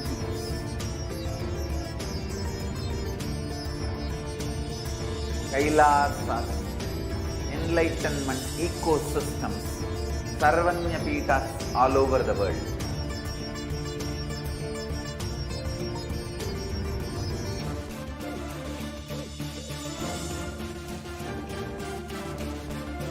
All powerful cognition, knowledge, only when you live, power manifestation and possibilities manifestation happens.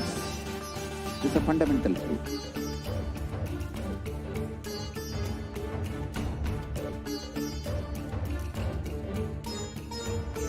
Hinduism cannot live exclusively as one sampradaya. No. All sampradayas of Hinduism is an ecosystem.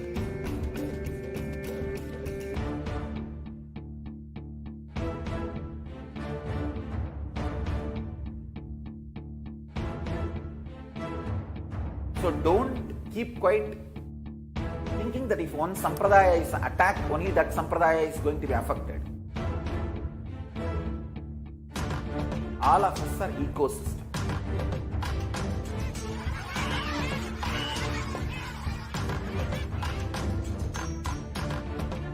I invite all of you to get involved and enjoy Hinduism by the principle of Dharmo Rakshati Rakshitaha. When you protect Dharma, Dharma protects you. We will make the whole planet flourish spiritually. The spiritual prosperity will happen to the whole planet. We all have to coexist together.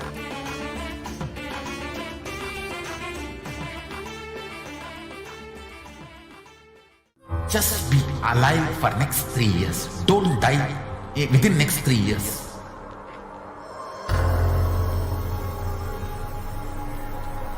Just don't die within next 3 years.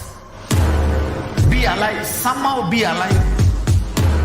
I'm working sincerely. I will reach you somehow.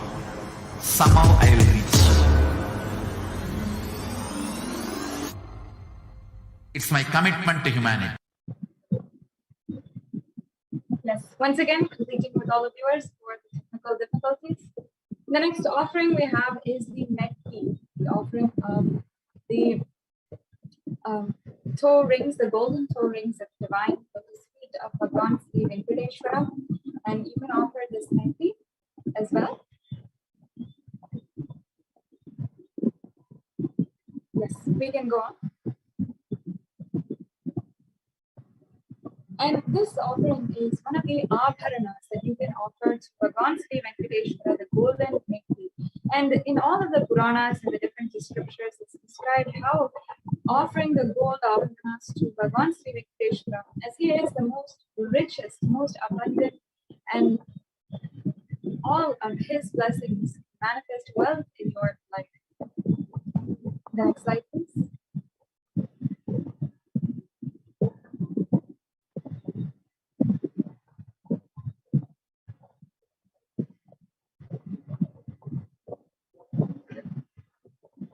The next offering is the Pratyaksha Pada Puja.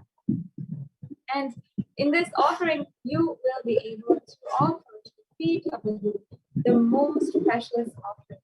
There's a beautiful verse here from the Sri Guru Gita, where it talks about the beautiful way that offering to the feet of the Guru is the most auspicious thing that you can do, the most precious offering that you can make. So, especially on very special occasions, this is especially extremely opportunist and offer to make this Pratyaksha Pada Puja offering.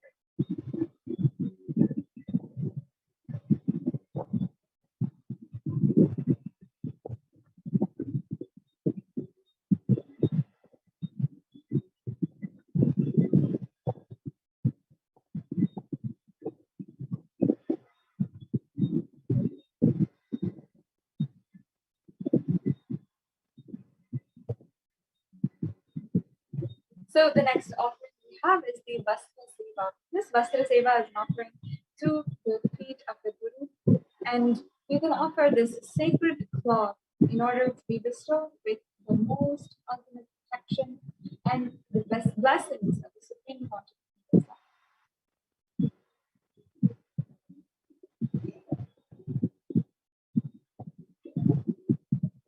And finally, we have the Guru Dakshina, which is a tradition that we can offer. And this Guru Dakshina is just a simple offering of anything that you want to make, how much ever you want to make at the feet of the Guru, who is literally bestowing. Without whom we would not even be able to have this divine darshan of Bhagavan Sri Venkateshwara and this manifestation of wealth in our lives. So this Guru Dakshina is an offering of gratitude towards the Guru.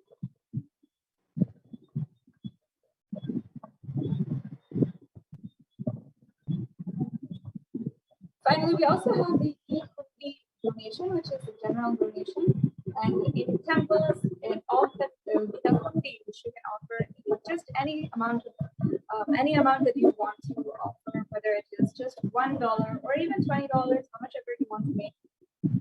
This offering is just out of your sheer gratitude for the divine making themselves available to us on planet Earth through these temples, through these various different ways. So the e-Bhumi is your digital way to offer your gratitude to the divine in this divine sacred experience.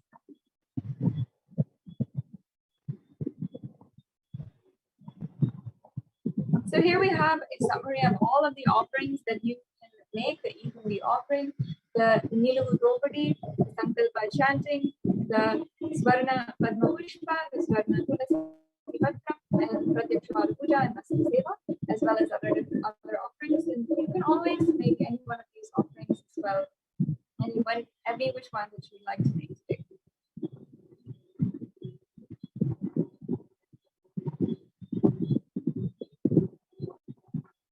And as you can see here, there's a very easy three-stage process for you to go through in order to make an offering today. First, if you are interested in making one of these offerings, and perhaps we understand that it might not be now, but in the future for a birthday or for a marriage anniversary, whatever you want to might offer. So you can go ahead and register in the form tiny.cc/BHAVASAMADHI in order to keep up to date with all of the upcoming darshans and with all the offerings, and you will be able to register at a future time. And in this registration form, also you can make your intention to offer, whether it is for any special occasion or for any event in your life that you'd like to make an offering for. We also have the payment link here. If you're ready to make a payment right now, you can go ahead to the payment link for Venkateshwara Bhavasamadhi Darshan offerings, and this will show all of the various different offerings that you can make. And finally, after you're done making a payment today, we request all of the viewers and all of the Yajamans who made an offering to fill out the Sankalpa 2021 form, and this ensures that your name is being chanted during the puja. So this brings us to a conclusion of this segment in today's program, and we will be moving on into the next segment, understanding the science of Bhavasamadhi Darshan. Bhavasamadhi Darshan is a beautiful way that you can experience oneness with the Avatar. So in just a few minutes, we'll be beginning the Bhavasamadhi Darshan preparation. And while we are waiting, I welcome and invite each and every one of you to make an e-Kutti offering. And I'd love to see your comments, especially if you are tuning in right now.